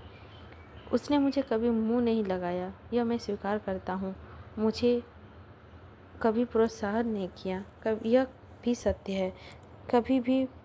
कभी भी मैं पतंगे के भांति उसके मुख दीप पर प्राण देता था, और अब वह मुझसे शिष्टाचार का व्यवहार भी नहीं कर सकती। लेकिन भाई साहब, मैं कह देता हूँ कि खन्ना चुप बैठने वालों में आदमी नहीं है। उसके पुर्जे मेरे पास सुरक्षित है। मैं उनसे एक एक पाई का वसूल कर लूँगा और डॉक्टर मेहता को मैं लखनऊ से निकाल कर ही ढूंढ लूँगा। उनका रहना यहाँ असंभव कर दूँगा। उसी वक्त हॉर्न की आवाज़ आई और एक ही क्षण में मिस्टर मेहता आ खड़े हुए। गोरा चिट्टा रंग, स्वस्थ की लालिमा, गालों में चमकती हुई नीची अर्चकन, चूड़ीदार पजामा, सुनहरी एकन, सभ्यता के देवता से लगते थे। खन्ना से उठकर हाथ मिलाया। आइए मिस्टर मेहता, आपका ही जिक्र हो रहा था। मेहता ने दोनों सज्जनों से हाथ मिलाकर कहा, बड़ी अच्छी शायद के घर से चला था कि आप दोनों सब साहबों में से एक जगह भेंट हो गई। आपने शायद पत्रों में देखा होगा, यहाँ महिलाओं के लिए व्यायामशाला का आयोजन हो रहा है। मिस मालती उस कमेटी का सभानेत्री है। अनुमान किया गया कि शाला में 2 लाख रुपये लगेंगे। नहर में उसकी कितनी ज़रूरत है यह आप लोग मुझसे ज़्यादा जानते हैं। मैं चाहता हूँ कि आप दोनों साहबों का नाम सबसे ऊपर हो। मिस मालती खुद आने वाली थी, पर आज उसके फादर का तबीयत अच्छी नहीं है, इसीलिए ना आ सकी। उन्होंने चंदे की सूची राय साहब के हाथ में रख दी। पहला नाम राजा सूर्य प्रताप सिंह का था, जिसके सामने 5,000 रुपये का रकम थी। उसके बाद कुंवर दिग्विजय सिंह का 3,000 रुपये थे। उसके बाद रकमें इतनी या इससे कुछ कम थी। मालती ने 500 रुपये दिए थे और डॉक्टर मेहता ने 1,000 रुपये। राय साहब ने भयभीत होकर कहा, कोई 40,000 तो आप लोगों से फटकार लिए। मेहता ने गर्व से कहा, यह आप लोगों की दया है और यह केवल 3 के घंटे का परिश्रम है। राजा सूर्य प्रताप सिंह ने शायद ही किसी सार्वजनिक कार्य में भाग लिया हो, पर आज तो उन्होंने बे कहे सुन चौंक दिया। देश की जागृति है। जनता किसी भी शुभ काम के सहयोग देने को तैयार है। केवल उसे विश्वास होना चाहिए कि उसके दान का सहृदय होगा। आपसे तो मुझे बड़ी आशा है मिस्टर खन्ना। खन्ना ने अपेक्षा भाव से कहा, मैं ऐसी फजूल के कामों में नहीं पड़ता। न जाने आप लोग पश्चिम की गुलामी से कहाँ तक जाएंगे। यूं ही महिलाओं के घर में अरुचि हो रही है। व्यायाम का धुन सवार हो गई तो वह कहीं की ना रहेगी। जो औरत घर से काम ना करती है उसके लिए किसी व्यायाम की जरूरत नहीं, और जो घर के काम कोई काम नहीं करती और केवल भोग विलास में रत है, उसका व्यायाम के लिए चंदा देना मैं अधर्म समझता हूँ। मेहता जरा सी निरुत्साहित ना हुए। ऐसी दशा में आपसे कुछ मांगूंगा भी नहीं। जिस आयोजन में हमें विश्वास ना हो उसमें किसी तरह की मदद देना वास्तव में अधर्म है। आप तो मिस्टर खन्ना से सहमत नहीं हैं। राय साहब गहरी चिंता में डूबे हुए थे। सूर्य प्रताप ने 5,000 उन्हें बहुत शोषण किए डालते थे। चौंक कर बोले, आपने मुझसे कुछ कहा? मैंने कहा, आप तो इस आयोजन में सहयोग देना अधर्म नहीं समझते। जिस काम से मैं आप सकी है वह धर्म है या अधर्म, इसकी मैं परवाह नहीं करता। मैं चाहता हूँ कि आप खुद विचार करें और अगर आप इस आयोजन को समाज के लिए उपयोगी समझे तो उसमें सहयोग दें। मिस्टर खन्ना की नीति मुझे बहुत पसंद आई। खन्ना बोले, मैं तो साफ कहता हूँ और इसीलिए बदनाम हूँ। राय साहब ने दुर्बल मुस्कान के साथ कहा, मुझसे तो विचार करने की शक्ति नहीं, सज्जनों के पीछे चलना ही मैं आपका धर्म समझता हूँ। तो लिखिए कोई अच्छी रकम, जो कहिए वह लिख दूँ, जो आपकी इच्छा। आप जो कहिए वह लिख दूँ। तो 2,000 से कम क्या लिखेंगे? राय साहब के हाथ स्वर्ग से कहा, आपकी निगाह में मेरी यही हैसियत है? उन्होंने कलम उठाया और अपना नाम लिख उसके सामने 5,000 लिख दिए। मेहता ने सूची उसके हाथ से ले ली, मगर इन्हें उतनी गिलीनी हुई कि राय साहब को धन्यवाद देना भी भूल गए। राय साहब को चंदे की सूची दिखाकर उनका बड़ा अनर्थ किया। यह सूल उन्हें व्यवस्थित करने लगा। मिस्टर खन्ना ने राय साहब को दया और उपहास की दृष्टि से देखो, मानो कह रहे हो, कितने बड़े गधे हो तुम। सहसा मेहता राय साहब के गले लिपट गए और उन्मत्त कंठ से बोले, 3 चेयर 4 डाई सिहब हिप हिप हुर्रस। खन्ना ने खिसिया कर कहा, यह लोग राजे महाराजे ठहरे और इनके काम में दान ना दे तो कौन दे? मेहता बोले, मैं तो आपको राजाओं का राजा समझता हूँ। आप उन पर शासन करते हैं, आपकी चोटी आपके हाथ में है। राय साहब प्रसन्न हो गए। यह अपने बड़े मार्के की बात कही मेहता जी, हम नाम के राजा हैं, असली राजा तो हमारे बैंकर हैं। मेहता ने खन्ना की खुशामद का पहलू अख्तियार किया। मुझे आपसे कोई शिकायत नहीं है खन्ना जी, आप अभी भी काम में नहीं शरीफ होना चाहते ना सही, लेकिन कभी न कभी ज़रूर आइए। लक्ष्मी पत्नियों का बदौलत ही हमारे बड़ी बड़ी संस्थाएं चलती है। राष्ट्रीय आंदोलन को 2-3 साल तक किसने इतनी धूमधाम से चलाया? इतनी धर्मशाले और पाठशाले कौन बनवा रहा है? आज संसार का शासन सूत्र बैंकरों के हाथ में है। सरकारें उनके हाथ का खिलौना है। मैं आपसे निराश नहीं हूँ। जो व्यक्ति राष्ट्र के लिए जेल जा सकता है उसके लिए 2-4 हज़ार खर्च कर देना कोई बड़ी बात नहीं है। हमने तय किया है कि इस शाला की बुनियादी पत्थर गोविंदी देवी के हाथों रखा जाए। हम दोनों शीघ्र ही गवर्नर साहब से भी मिलेंगे और मुझे विश्वास है कि हमें उनकी सहायता मिल जाएगी। लेडी विल्सन की महिला आंदोलन से कितना प्रेम है आप जानते ही हो। राजा साहब और अन्य सज्जनों की भी राय थी कि लेडी विल्सन से भी बुनियादी रखवाई जाए, लेकिन अंत में यह निश्चय हुआ कि यह शुभ कार्य किसी अपनी बहनों के साथ होना चाहिए, हाथों होना चाहिए। आप कम से कम उस अवसर पर अवश्य आएंगे तो जरूर। खन्ना ने उपहास किया। हाँ, जब लॉर्ड विल्सन आएंगे तो मेरा पहुंचना जरूरी ही है। आप इस तरह बहुत से रईसों का फांस लेंगे। आप लोगों को लटके खूब सूझते हैं और हमारे राइस हैं जो इस लायक उन्हें उल्लू बनाकर उन्हें मुंडा जा सकता है। जब धन जरूरत से ज़्यादा हो जाता है तो अपने लिए निराश का मार्ग खोजता है। यूँ न निकल पाएगा तो जुए में जाएगा, वो खोर में जाएगा, ईंट पत्थर में जाएगा या ऐसी में जाएगा। 11 का अमल था। खन्ना साहब के दफ्तर का समय आ गया। मेहता चले गए।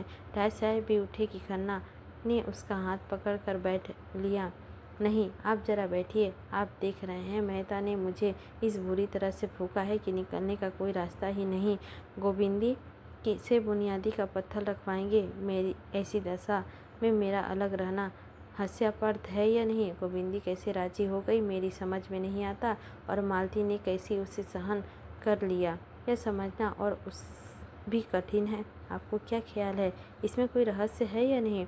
राय साहब ने आत्मीयता जताई। ऐसे मुकाबले में स्त्री को हमेशा पुरुष से सलाह ले लेनी चाहिए। खन्ना ने राय साहब को धन्यवाद की आंखों से देखा। उन्हीं बातों पर गोविंदी से मेरा जी जलता है और उस पर मुझी को लोग बुरा कहते हैं।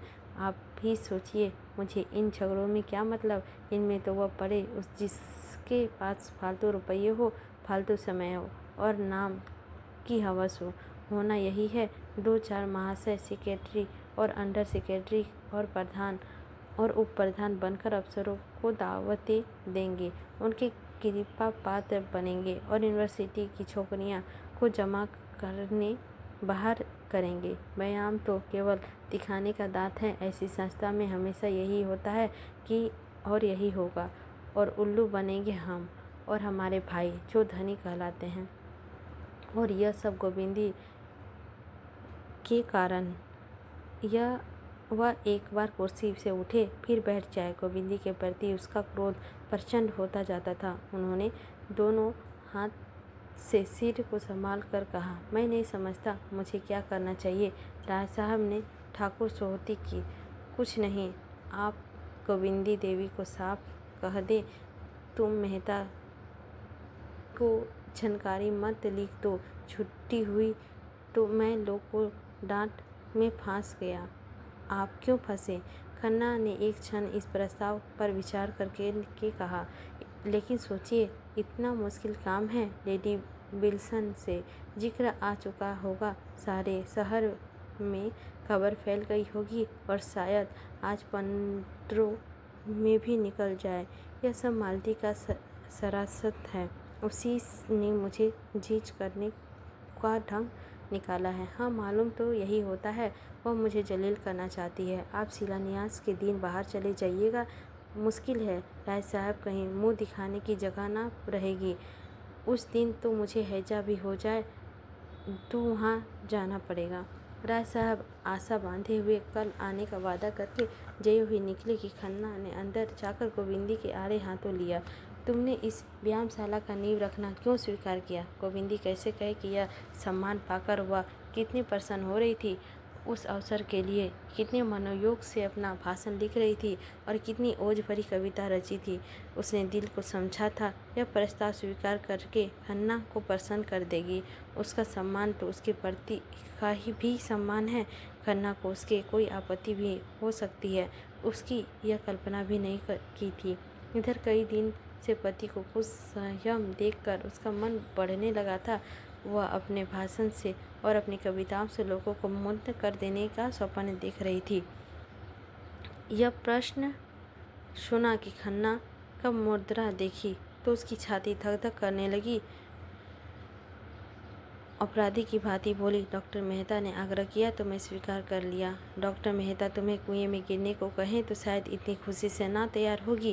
गोविंदी का जुबान बंद। तुम्हें जब ईश्वर ने बुद्धि नहीं दी तो तुमने क्यों मुझसे पूछ लिया? मेहता और मालती दोनों यह चाल चलकर मुझसे 2-4 हज़ार इतने के फिक्र में हैं लोग। मैंने ठान लिया है कि कौड़ी भी ना दूंगा। तुम आज ही मेहता को इनकारी खत लिख दो। गोविंदी ने एक क्षण सोचकर कहा, मैं तुम्हें लिख ना दो ना। मैं क्यों लिखूं? बात की तुमने, मैं लिखूं? डॉक्टर साहब कारण पूछेंगे तो मैं क्या बताऊंगी? बताना अपना सिर और क्या। मैं इस बेविचार साला को एक थैला में नहीं छोड़ देना चाहता।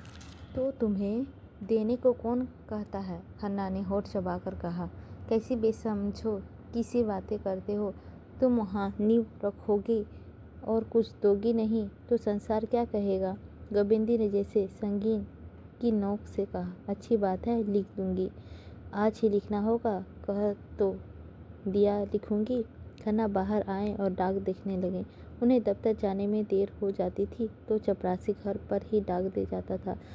शक्कर तेज हो गई। खन्ना का चेहरा खिल उठा। दूसरी चिट्ठी खोली। उख की दर नियत करने के लिए जो कमेटी बैठी थी उसने तय कर दिया कि ऐसा नियंत्रण नहीं किया जा सकता।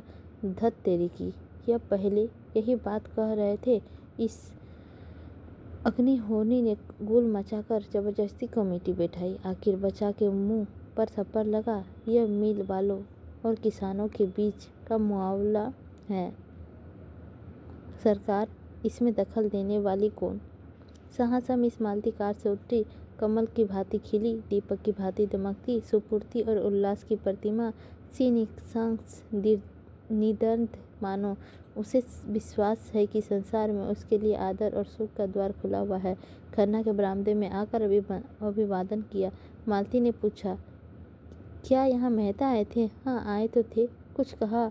कहाँ जा रहे हैं? यह तो कुछ नहीं कहा। जाने कहाँ डुबकी लगा गए। मैं चारों तरफ घूम आई। अपने व्यायामशाला के लिए कितना दिया? खन्ना ने अपराधी स्वर कहा, मैंने अभी इस मामले में समझा ही नहीं। मालती ने बड़ी बड़ी आंखों से उन्हें तरेरा, मानो सोच रही हो उन पर दया करे या रोज। इसमें समझाने की क्या बात थी? और समझ लेते आगे पीछे। इस वक्त तो कुछ देने की बात थी। मैंने मेहता को ठेले पर यहाँ भेजा था। बेचारे डर रहे थे कि आप न जाने क्या जवाब दें। आपकी इस कंजूसी के कारण फल होगा। आप जानते हैं, यहाँ के व्यापारी समाज से कुछ न मिलेगा। आपने शायद मुझे अनियमित करने का निश्चय कर लिया है। सबकी सलाह थी कि लेडी बिलंस बुनियादी रखे। मैंने गोविंदी देवी का पक्ष लिया और लड़कर सबको राजी किया। और अब आप फरमाते हैं, आपने इस मामले को समझा ही नहीं। आप बैंकिंग की गुरथियाँ समझते हैं, पर इतनी मोटी बात आपकी समझ में न आ गई।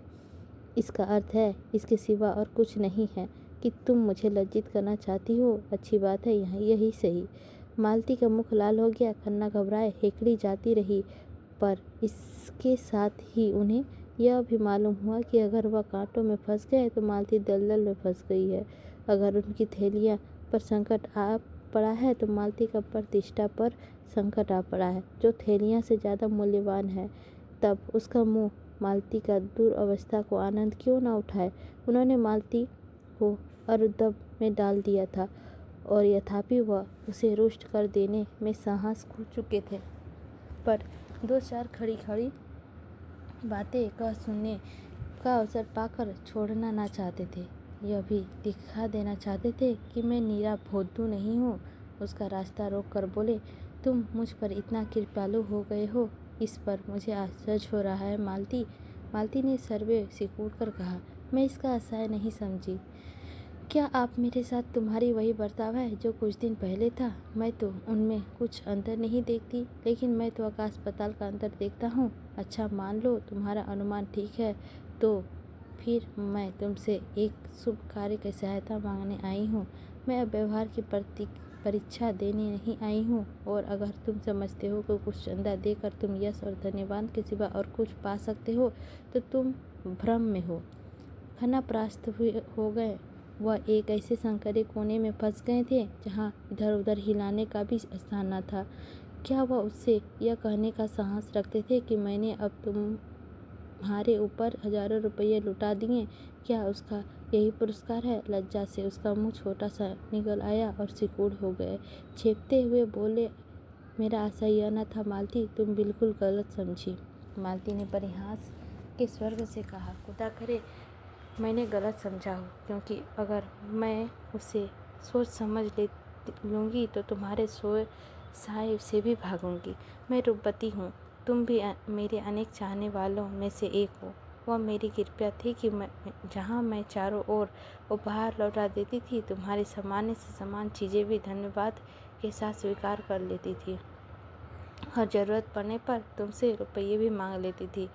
अगर तुमने अपने धनोमान से उसका कोई दूसरा अर्थ निकाल लिया तो मैं तुम्हें क्षमा करूंगी। यह पुरुष प्रकृति है, अपवाद नहीं। मगर यह समझ लो कि धन ने आज तक किसी नारी का हृदय पर विजय नहीं पाई और ना कभी पाएगी। खन्ना एक एक शब्द पर मानो गज-गज भर नीचे खसते जाते थे। अब और ज़्यादा चोट सहने का उसमें जीवन न था। लज्जित होकर बोले, मालती तुम्हारे पैरों पड़ता हूँ, अब और जली ना करो, और ना सही तो मित्र भाव तो बना रहने दो। यह कहते हुए उन्होंने दरज से चेकबुक निकाली और 1000 लिखकर डरते डरते मालती की तरफ बढ़ाया। मालती ने चेक लेकर निर्दयी व्यंग से कहा, यह मेरे व्यवहार का मूल्य है या व्यायामशाला का चंदा? खन्ना सरचल आंखों से बोले, अब मेरी जान बख्शो मालती, क्यों मेरे मुंह को काली पोत रही हो? मालती ने जोर से कहकर मारा, देखो डांट बताई और 1000 रुपये की वसूल किए। अब तो तुम कभी ऐसी शरारत ना करोगे, कभी नहीं, जीते जी भी कभी नहीं। कान पकड़ो, कान पकड़ता हूँ, मगर अब तुम दया करके जाओ और मुझे एकांत में बैठने और सोचने और रोने दो। तुमने आज मेरे जीवन का सारा आनंद। मालती ने और जोर से हंसी, देखो तुम मेरा बहुत अपमान कर रहे हो और तुम जानते हो रूप अपमान नहीं सह सकता। मैंने तो तुम्हारे साथ भलाई की और तुम उसे बुराई समझ रहे हो। खन्ना विरोधी भाव आंखों से देखकर बोले, तुमने मेरे साथ भलाई ही की या उल्टी छुरी मेरा गला रेत देती? क्यों मैं तुम्हें लूट लूट कर अपना घर भर रही थी, तुम उस लूट से बच गए? क्यों घाव पर नमक छिड़क रही हो मालती? मैं भी तो आदमी हूँ। मालती ने इस तरह खन्ना की ओर देखा मानो निश्चय करना चाहती है कि आदमी ही नहीं, अभी तो मुझे उसका कोई लक्षण दिखाई नहीं देता। तुम बिल्कुल पहेली हो, आज यह साबित हो गया। हाँ, तुम्हारे लिए पहेली हूँ और पहेली ही रहूँगी। यह कहती हुई वह पक्षी की भांति फुर से उड़ गई और खन्ना सिर पे हाथ रख के सोचने लगे, यह लीला है या सच्चा रूप।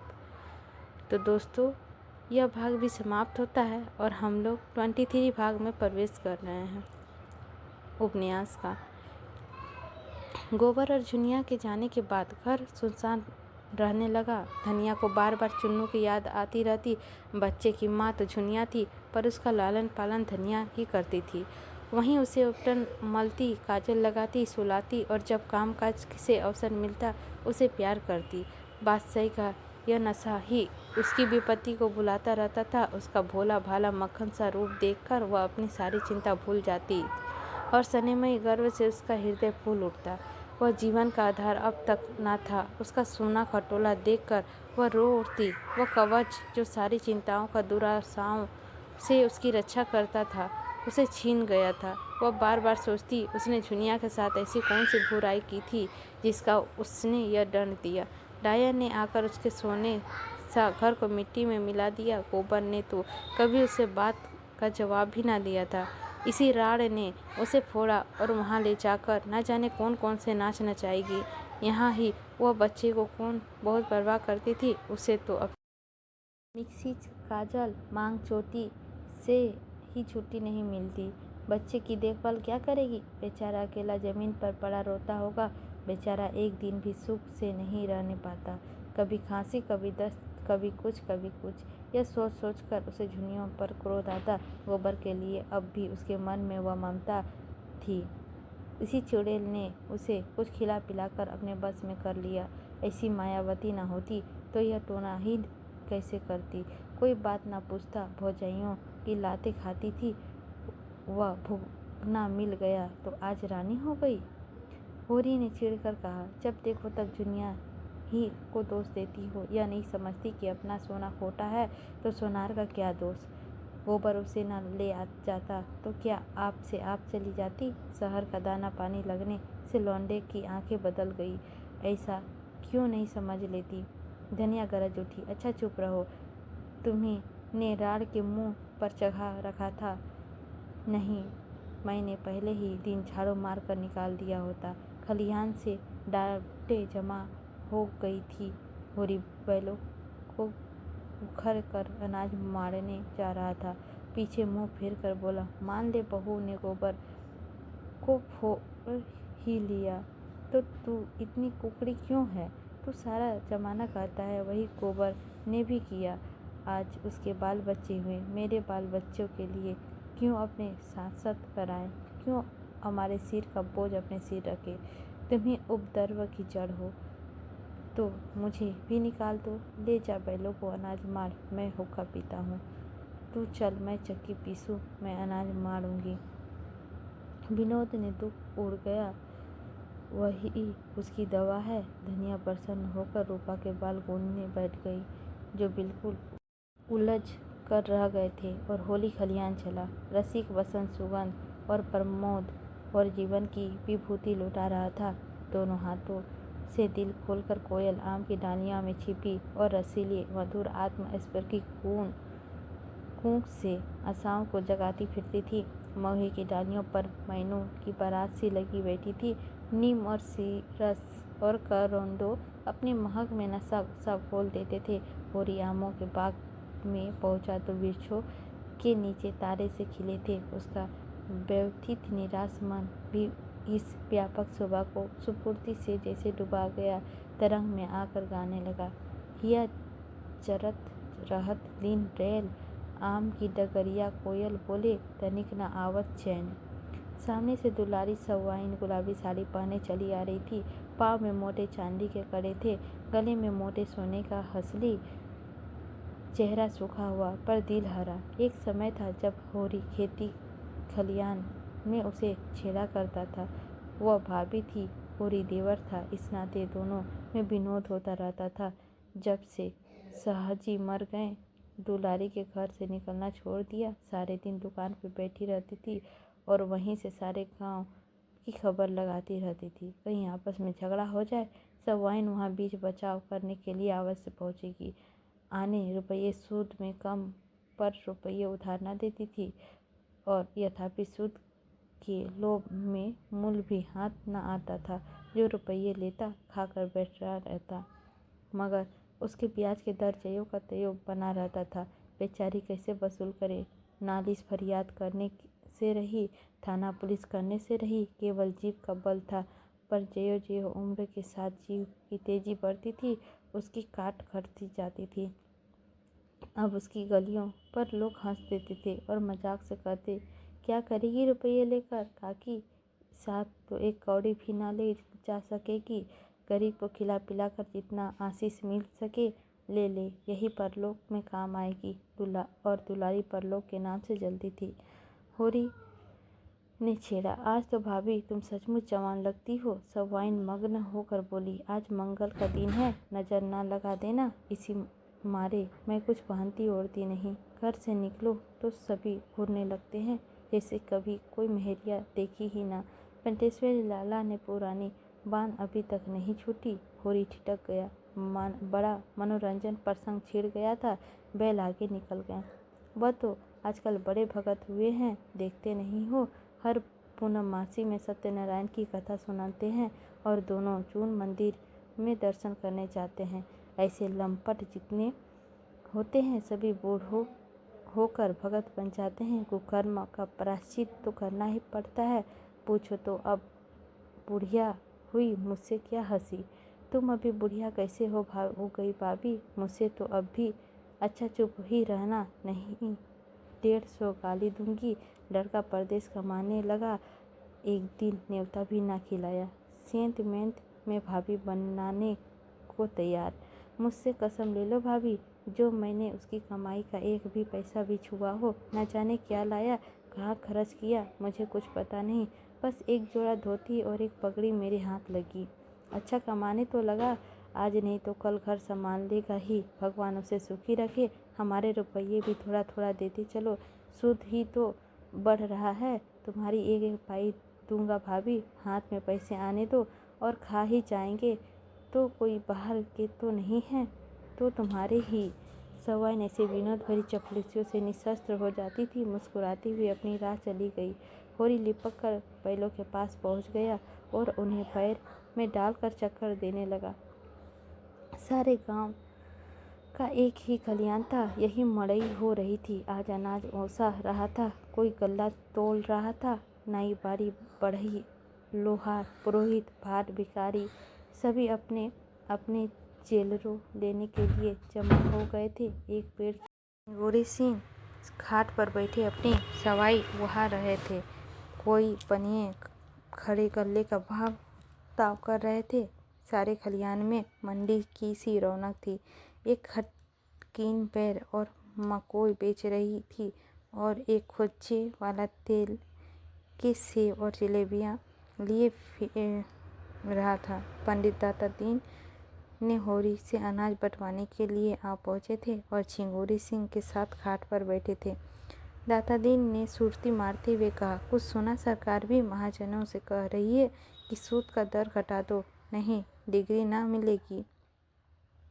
झिंगुरी तंबाकू खाँक कर बोले, पंडित मैं तो एक ही बात जानता हूँ, तुम्हें गरज पड़ेगी तो 100 बार हमसे रुपए उधार लेने आओगे और हम जो ब्याज चाहेंगे लेंगे।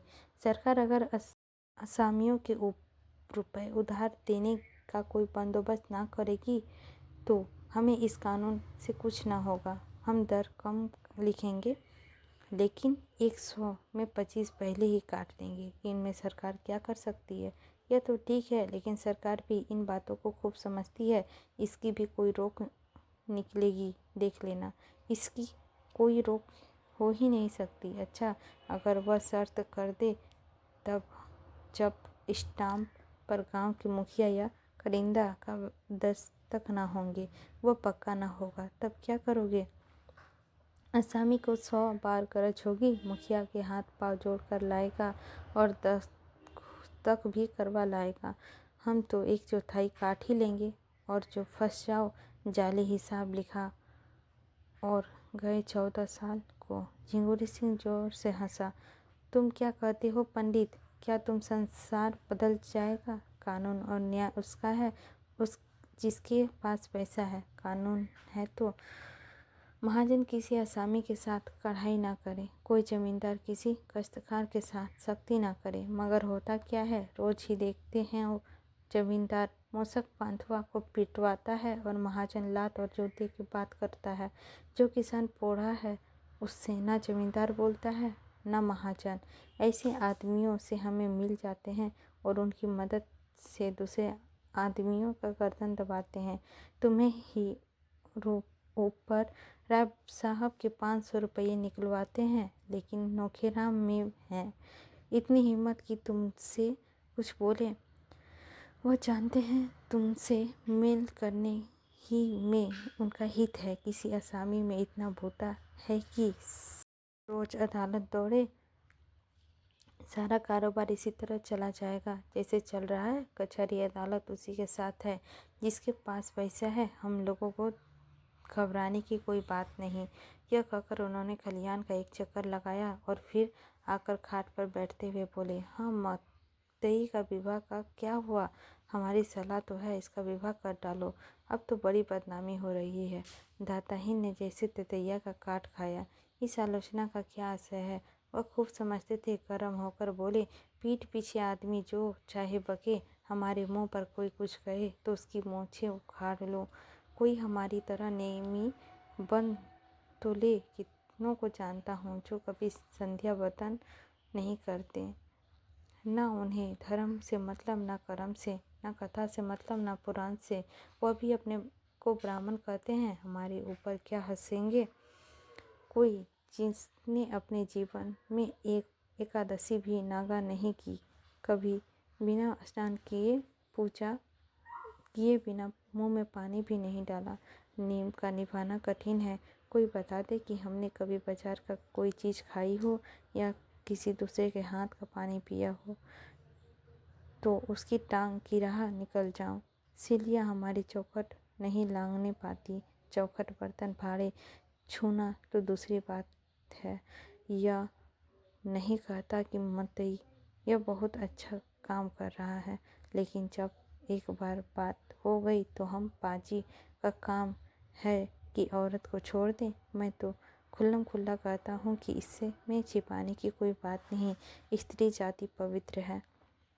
दाताहीन अपनी जवानी में स्वयं बड़े रसियों रह चुके थे, लेकिन अपने नेव धर्म में कभी नहीं झुके। माता दीन भी संयोग पुत्र की भांति उन्हीं के पद चिन्हों पर चल रहा था।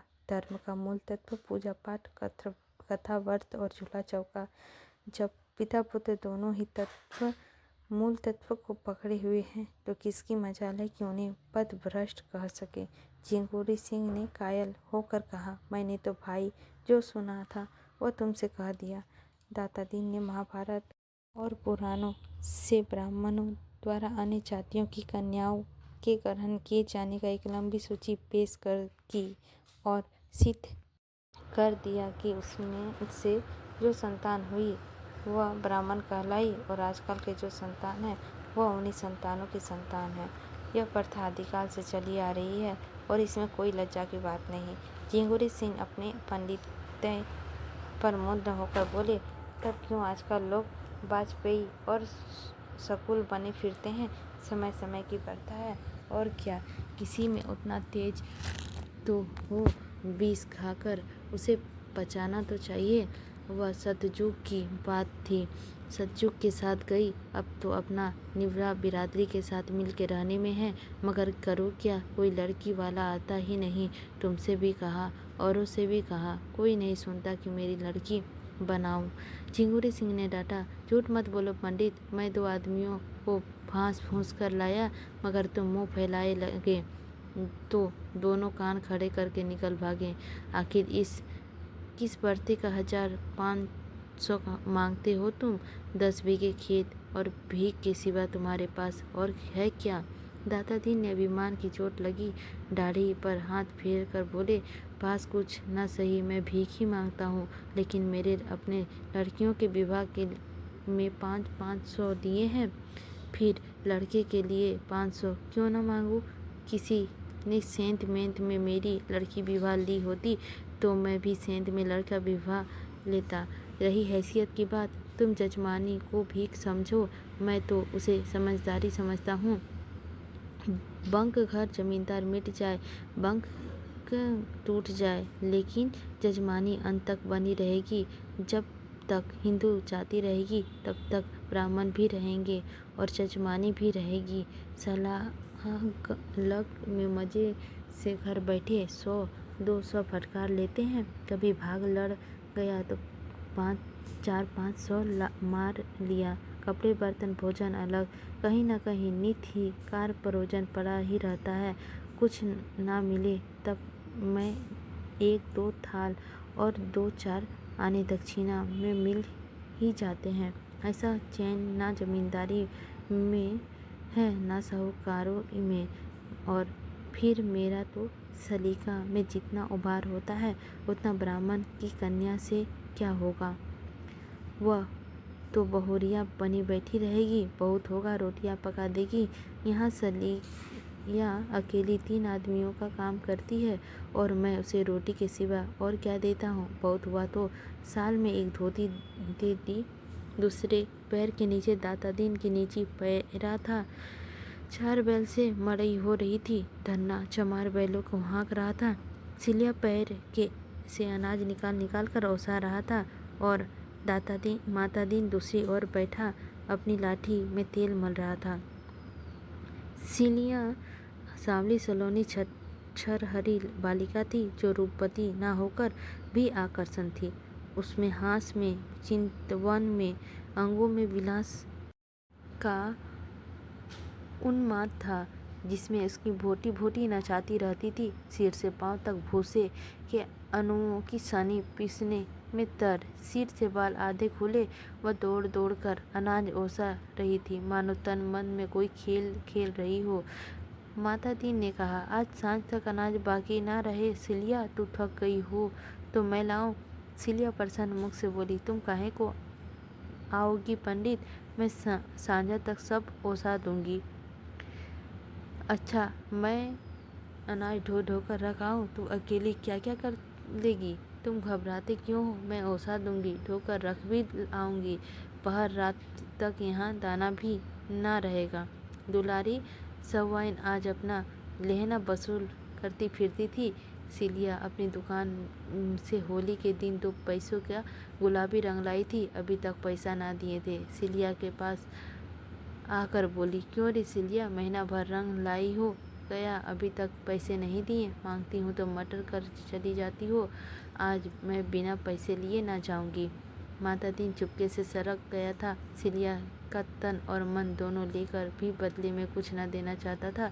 सिलिया और उसकी निगाह में केवल काम करने की मशीन थी और कुछ नहीं। उसकी ममता को वह बड़े कौशल से नचाता था रहता था। सिलिया की आंख उठाकर देखा तो माता दीन वहाँ ना था। बोली, चिल्लाओ मत सवाइन, यह ले लो, 2 की जगह 4 पैसे का अनाज। अब क्या जान लोगी, मैं मरी थोड़ी ही जाती थी।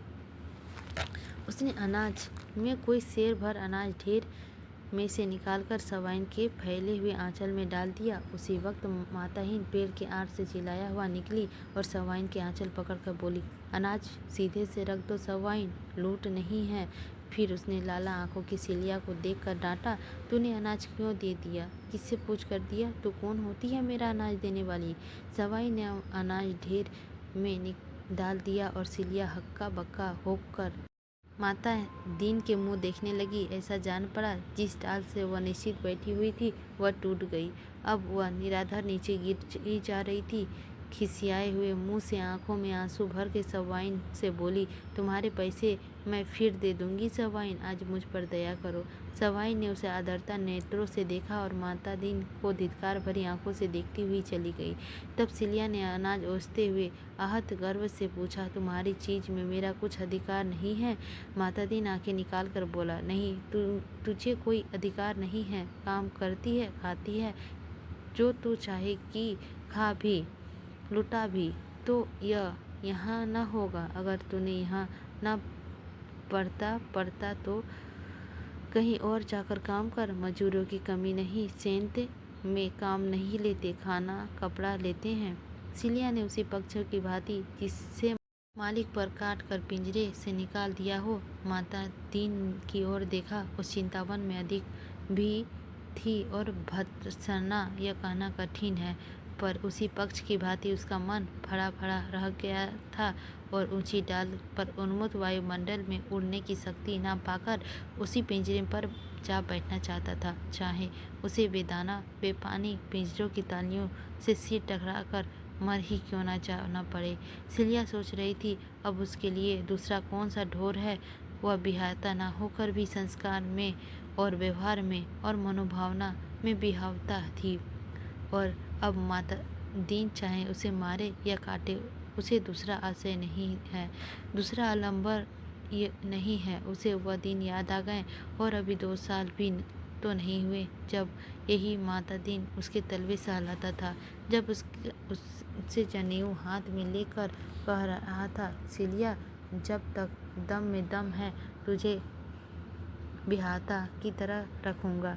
जब वह प्रेमातुर होकर हार में और बान में और नदी के तट पर उसके पीछे पीछे पागलों की भांति फिरा करता था, और आज उसका निरुष्ट व्यवहार मुट्ठी भर अनाज के लिए उसे पानी उतार लिया। उसने कोई जवाब ना दिया। कंठ में नमक के एक डाले का सा अनुभव करती हुई आहत हृदय में शिथिल हाथों से फिर काम करने लगी। उसी वक्त उसकी माँ बाप, दोनों भाई और अन्य चमारों ने न जाने किधर से आकर माताहीन को घेर लिया। सिलिया की माँ ने आते ही उसके हाथ से अनाज की टोकरी छीनकर फेंक दी और गाली देकर बोली, राड, जब तुझे मजूरी की करनी ही थी तो घर की मजूरी छोड़कर यहाँ क्यों करने आई? जब बाभन के साथ रहती है तो बाभन की तरह रह। सारी बिरादरी में नाक कटवाकर भी चमारिन ही बनी रह बनना था तो यहाँ क्यों घी का लौंदा लेने आई थी? चुल्लू भर पानी में डूब नहीं मरती। झिंगुरी सिंह और दाता दीन दोनों दौड़े और चमारों के बदले तेवर देखकर उन्हें शांत करने की चेष्टा करने लगे। झिंगुरी सिंह ने सिलिया के बाप से पूछा, क्या बात है चौधरी, किस बात का झगड़ा है? सिलिया के बाप हड़कू 60 साल का बूढ़ा था, काला दुबला, सूखी मिर्च की तरह पिचका हुआ, पर उतना ही तिंच। बोला, झगड़ा कुछ नहीं है ठाकुर, हम आज तो यहाँ माता दीन को चमार बना के छोड़ेंगे या उनका और अपना रकत एक कर देंगे। सिलिया कन्या जात है, किसी न किसी के घर तो जाएगी ही, इस पर हमें कुछ नहीं कहना है, मगर उसे जो कोई भी रखे हमारा होकर रहे। तुम हमें बाभन नहीं बना सकते, मुद्दा हम तुम्हें चमार बना सकते हैं। हमें बाभन बना दो, हमारी सारी बिरादरी बनने को तैयार है। जब यह समर्थ नहीं है तो फिर तुम भी चमार बनो, हमारे साथ खाओ पियो, हमारे साथ उठो बैठो, हमारी इज्जत लेते हो तो हमारा धर्म भी हमें दो। दाता दीन ने लाठी फटकार कर कामों संभाल कर बातें कर, हर खोआ तेरी बेटिया हुआ खड़ी है, ले जा जहाँ चाहे, हमने उसे बांध कर नहीं रखा है, काम करती है, मजूरी लेती है, यहाँ मजूरी की कमी नहीं है। सिलिया की माँ उंगली चमका कर बोली, वाह वाह पंडित, खूब नईब कहते हो। तुम्हारी लड़की किसी चमार के साथ निकल गई होती तो तुम इसी तरह की बातें करते तो देखते। हम चमार हैं इसीलिए हमारी कोई इज्जत नहीं है।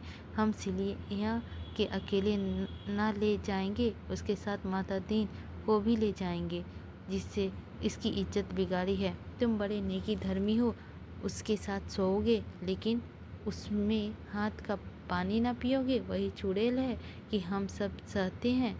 मैं तो ऐसे आदमी को माहूर दे देती। हुगलू ने अपने साथियों को ललकारा, सुन ली, इन लोगों की बात ही नहीं, अब क्या खड़े मुंह ताकते हो? इतना सुनता था कि 2 चमारों की लपक कर माता दीन के हाथ पकड़ लिए। तीसरे ने झपट कर उसका जनेऊ तोड़ डाला और इससे पहले कि दाता दीन और झिंगुरी सिंह अपनी अपनी लाठी संभाल सके, 2 चमारों ने माता दीन के मुंह में एक बड़ी सी हांडी का टुकड़ा ले डाला। माता दीन की दांत जकड़ लिया, फिर भी वह घिनौनी वस्तुओं उसके होठों में तो लग गई थी। उन्हें मतली हुई और मुंह अपने आप खुल गया और हांडी कंठ तक जा पहुंची। इतने में खलियान के सारे आदमी जमा हो गए, पर आश्चर्य यह कि कोई इन धर्म को लुटेरों में मुजाहिम ना हुआ। माता दीन का व्यवहार सभी को नापसंद था।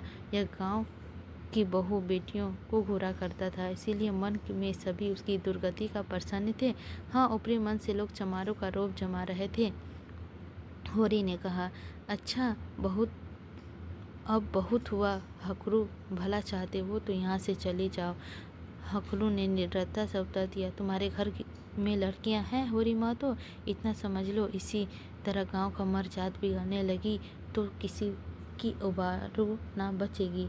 एक क्षण में शत्रु पर पूरी विजय पाकर आक्रमणकारियों ने वहां से टले जाना ही उचित समझा। जनमत बदलते देर नहीं लगती, उनसे बचे रहना ही अच्छा है। माता दीन के कह रहा था। दाता दीन में उसकी पीठ सहलाते हुए कहा, एक एक को 5-5 साल के लिए ना भिजवाया तो कहना 5-5 साल की चक्की पिसवाऊंगा। हकलू ने हेकड़ी के साथ जवाब दिया, इसका यहाँ कोई गम नहीं। कौन तुम्हारी तरह बैठे मौज करता है? जहाँ काम करेंगे वहीं आधा पेट दाना मिल जाएगा। माता दीन के काम कर चुकाने के बाद निर्जीव सा जमीन पर लेट गया, मानो कमर टूट गई हो, मानो डूब मरने के लिए चुल्लू भर पानी खोज रहा हो। जिस मर्यादा के बल पर उसकी रसिकता और घमंड और पुरुषार्थ करता फिरता था वह मिट चुकी थी। उस हांडी के टुकड़े में उसके मुंह को ही नहीं, उसकी आत्मा को भी अपवित्र कर दिया था। उसका धर्म इसी खान पान छूत विचार पर टिका हुआ था। आज उस धर्म की जड़ कट गई। अब वह लाख पश्चाचित करे, लाख गोबर खाए और लाख गंगा जल पिए, लाख दान पुण्य और तीर्थ व्रत करे, उसका मरा हुआ धर्म जी नहीं सकता। अगर अकेले की बात होती तो छिपा ली जाती। यहाँ तो सबके सामने उसका धर्म लूटा। अब उसका सिर हमेशा के लिए नीचा हो गया। आज से वह अपने ही घर में अछूत समझा जाएगा। उसकी सनेमही माता भी उससे घृणा करेगी। और संसार के धर्म का ऐसा लोभ हो गया कि इतने आदमी केवल खड़े तमाशा देखते रहें, किसी ने चू तक नहीं की। एक क्षण पहले जो लोग उसे देखते ही पागलपन करते थे, अब उसे देखकर मुंह फेर लेंगे। वह किसी मंदिर में भी ना जा सकेगा, ना किसी का बर्तन भाड़े छू सकेगा, और ना यह सब हुआ तो इस अभागिन सिलिया के कारण। सिलिया जहाँ अनाज ओसा रही थी वहीं सिर झुकाए खड़ी थी, मानो यह उसकी दुर्गति हो रही है। सहसा उसकी माँ ने आकर डांटा, खड़ी ताकती क्या है, चल सीधे घर, नहीं बोटी बोटी काट डालूंगी।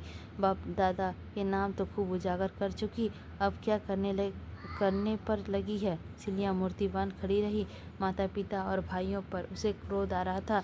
यह लोग क्यों उसके बीच पर बोलते हैं। वह जैसे चाहती है रहती है, दूसरों से क्या मतलब। कहते हैं यहाँ तेरा अपमान होता है, तब क्या कोई बाभन उसका पकाया खा लेगा, उसके हाथ का पानी पी लेगा।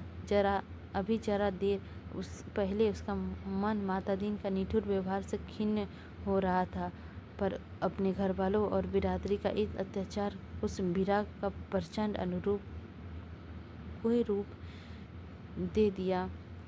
विरोह भरे मन से बोली, मैं नहीं कभी कहीं नहीं जाऊंगी। तू क्या यहाँ भी मुझे जीने न दोगी।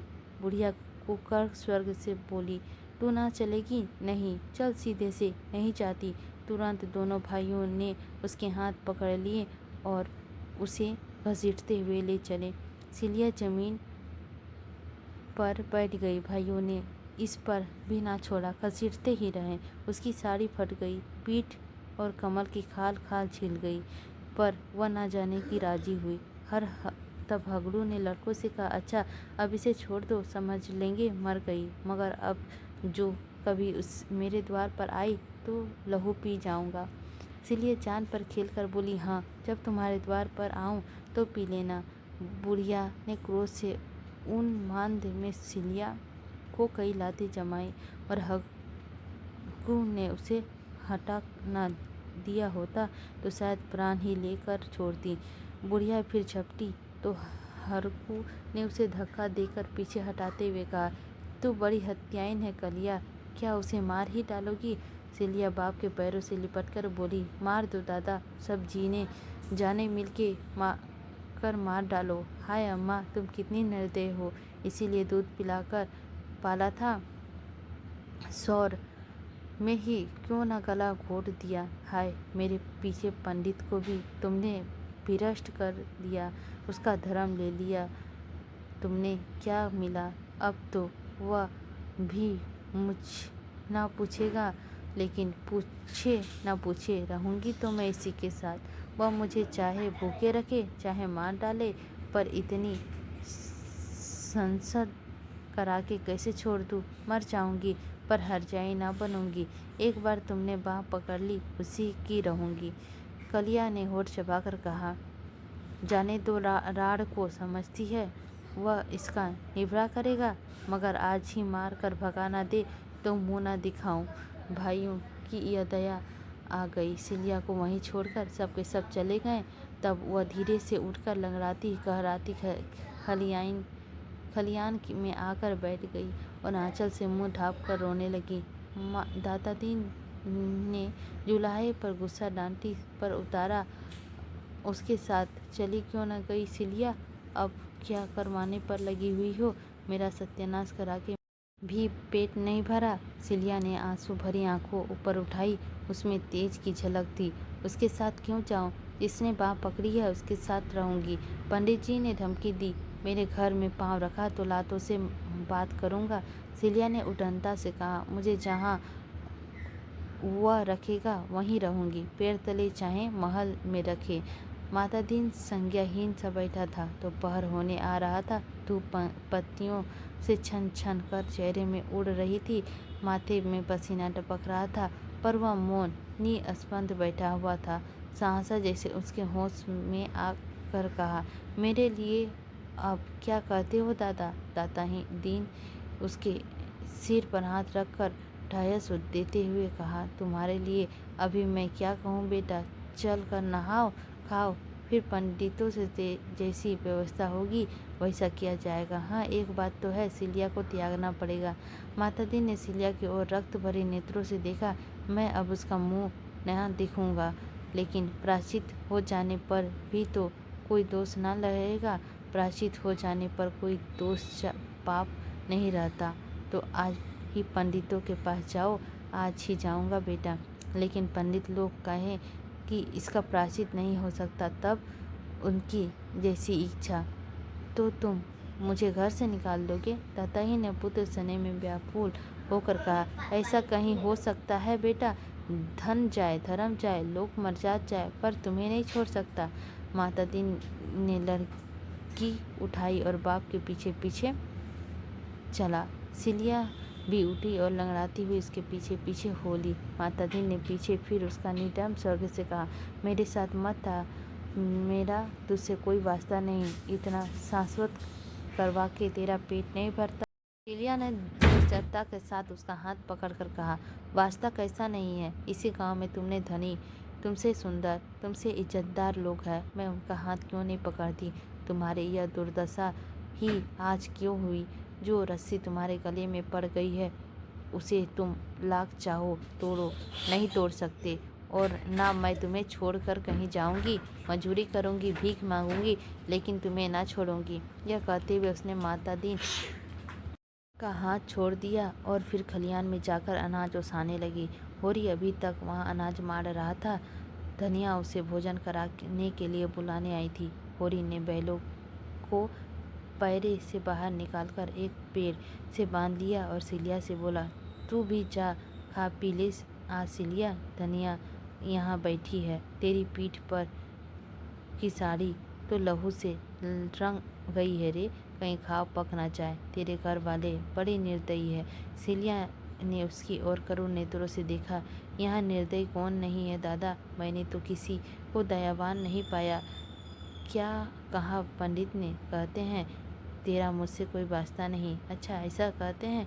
समझते होंगे इस तरह अपने मुंह की लाली रख लेंगे, लेकिन जिस बात को दुनिया जानती है उसे कैसे छिपा लेंगे? मेरी रोटियां भारी है, ना दे मेरे लिए क्या? मजूरी अब भी करती हूँ, तब भी करूँगी। सोने का हाथ भर जगह तुम्ही से मांगूंगी तो क्या तुम दोगे? धनिया दर्दित होकर बोली, जगह की कौन कमी है बेटी, तू चल मेरे घर रह। होरी ने कतार स्वर्ग से कहा, बुलाती तो है लेकिन पंडित को जानती नहीं। धनिया को निर्भर स्वर्ग से कहा, बिगड़ोगे तो एक रोटी बेसी खा लूँगी, लेंगे और क्या करूँगी? कोई उसकी बेल हूँ, उसकी इज्जत ली, बिरादरी से निकलवाया, अब कहते हैं मेरा तुझसे क्या कोई वास्ता नहीं। आदमी है कि कसाई, यह उसका नियत का आज फल मिला है। पहले नहीं सोच लिया था, अब तो बाहर करते हैं। अब कहते हैं मुझसे कोई वास्ता नहीं।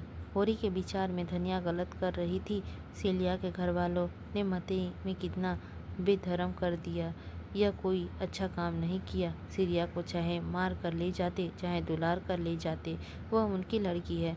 मतई को क्यों बेधर्म किया? धनिया ने फटकार बताई, अच्छा रहने दो, बड़ी न्यायी बनते हो। मर्द मर्द सब एक जैसे होते हैं। इसको मतई ने बेधर्म किया तब तो किसी को बुरा न लगा, जब तो मतई बेधर्म हो गए तो क्यों बुरा लगता है? क्या सिलिया का धर्म नहीं रखी तो चरमाइन उसके नेक धर्मी बनती है।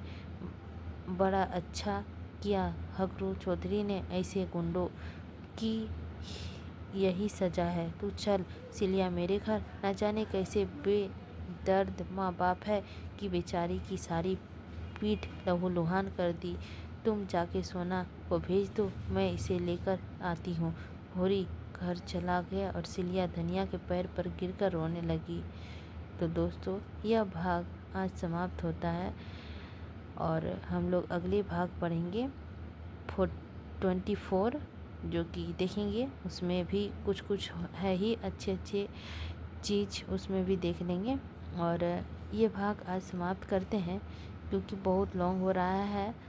पढ़ने में तो आनंद आ रहा है, बट काफ़ी ज़्यादा लॉन्ग हो जाने के कारण ये उपन्यास को हम यहीं पे विराम कर देते हैं और मिलेंगे अगले भाग में, भाग 23 में, 24 में, जो कि बहुत अच्छा होगा और देखेंगे उसमें भी कुछ कुछ ऐसी ऐसी बातें जो होगी बहुत ख़ास। तो मिलते हैं दोस्तों अगली उपन्यास के अगले भाग में। लेते हैं आप लोगों से विदा। आई होप आप लोगों को अच्छी लगी होगी उपन्यास। तो प्लीज़ लाइक कर दीजिएगा, चैनल पर नए होंगे तो सब्सक्राइब कर दीजिएगा और हमें बताइएगा कि हमारे वाचन में क्या कमी है। मैं उसे पूरी तरह से सुधारने की कोशिश करूँगी। और यदि आप लोग चैनल पर नए होंगे तो प्लीज़ सब्सक्राइब कर दीजिएगा। उपन्यास अच्छी लगी होगी तो लाइक कर दीजिएगा। अच्छी क्या, मेरी वाचन अच्छी लगी होगी तो लाइक कर दीजिएगा। उपन्यास तो वाकई में बहुत अच्छी है, मुझे तो बड़ा आनंद आ रहा है। मेरा बस चले तो एक ही बार में हम सारे की सारी स्टोरी पढ़ के धर दें, उपन्यास पढ़ के धर दें, बट ऐसा नहीं हो सकता।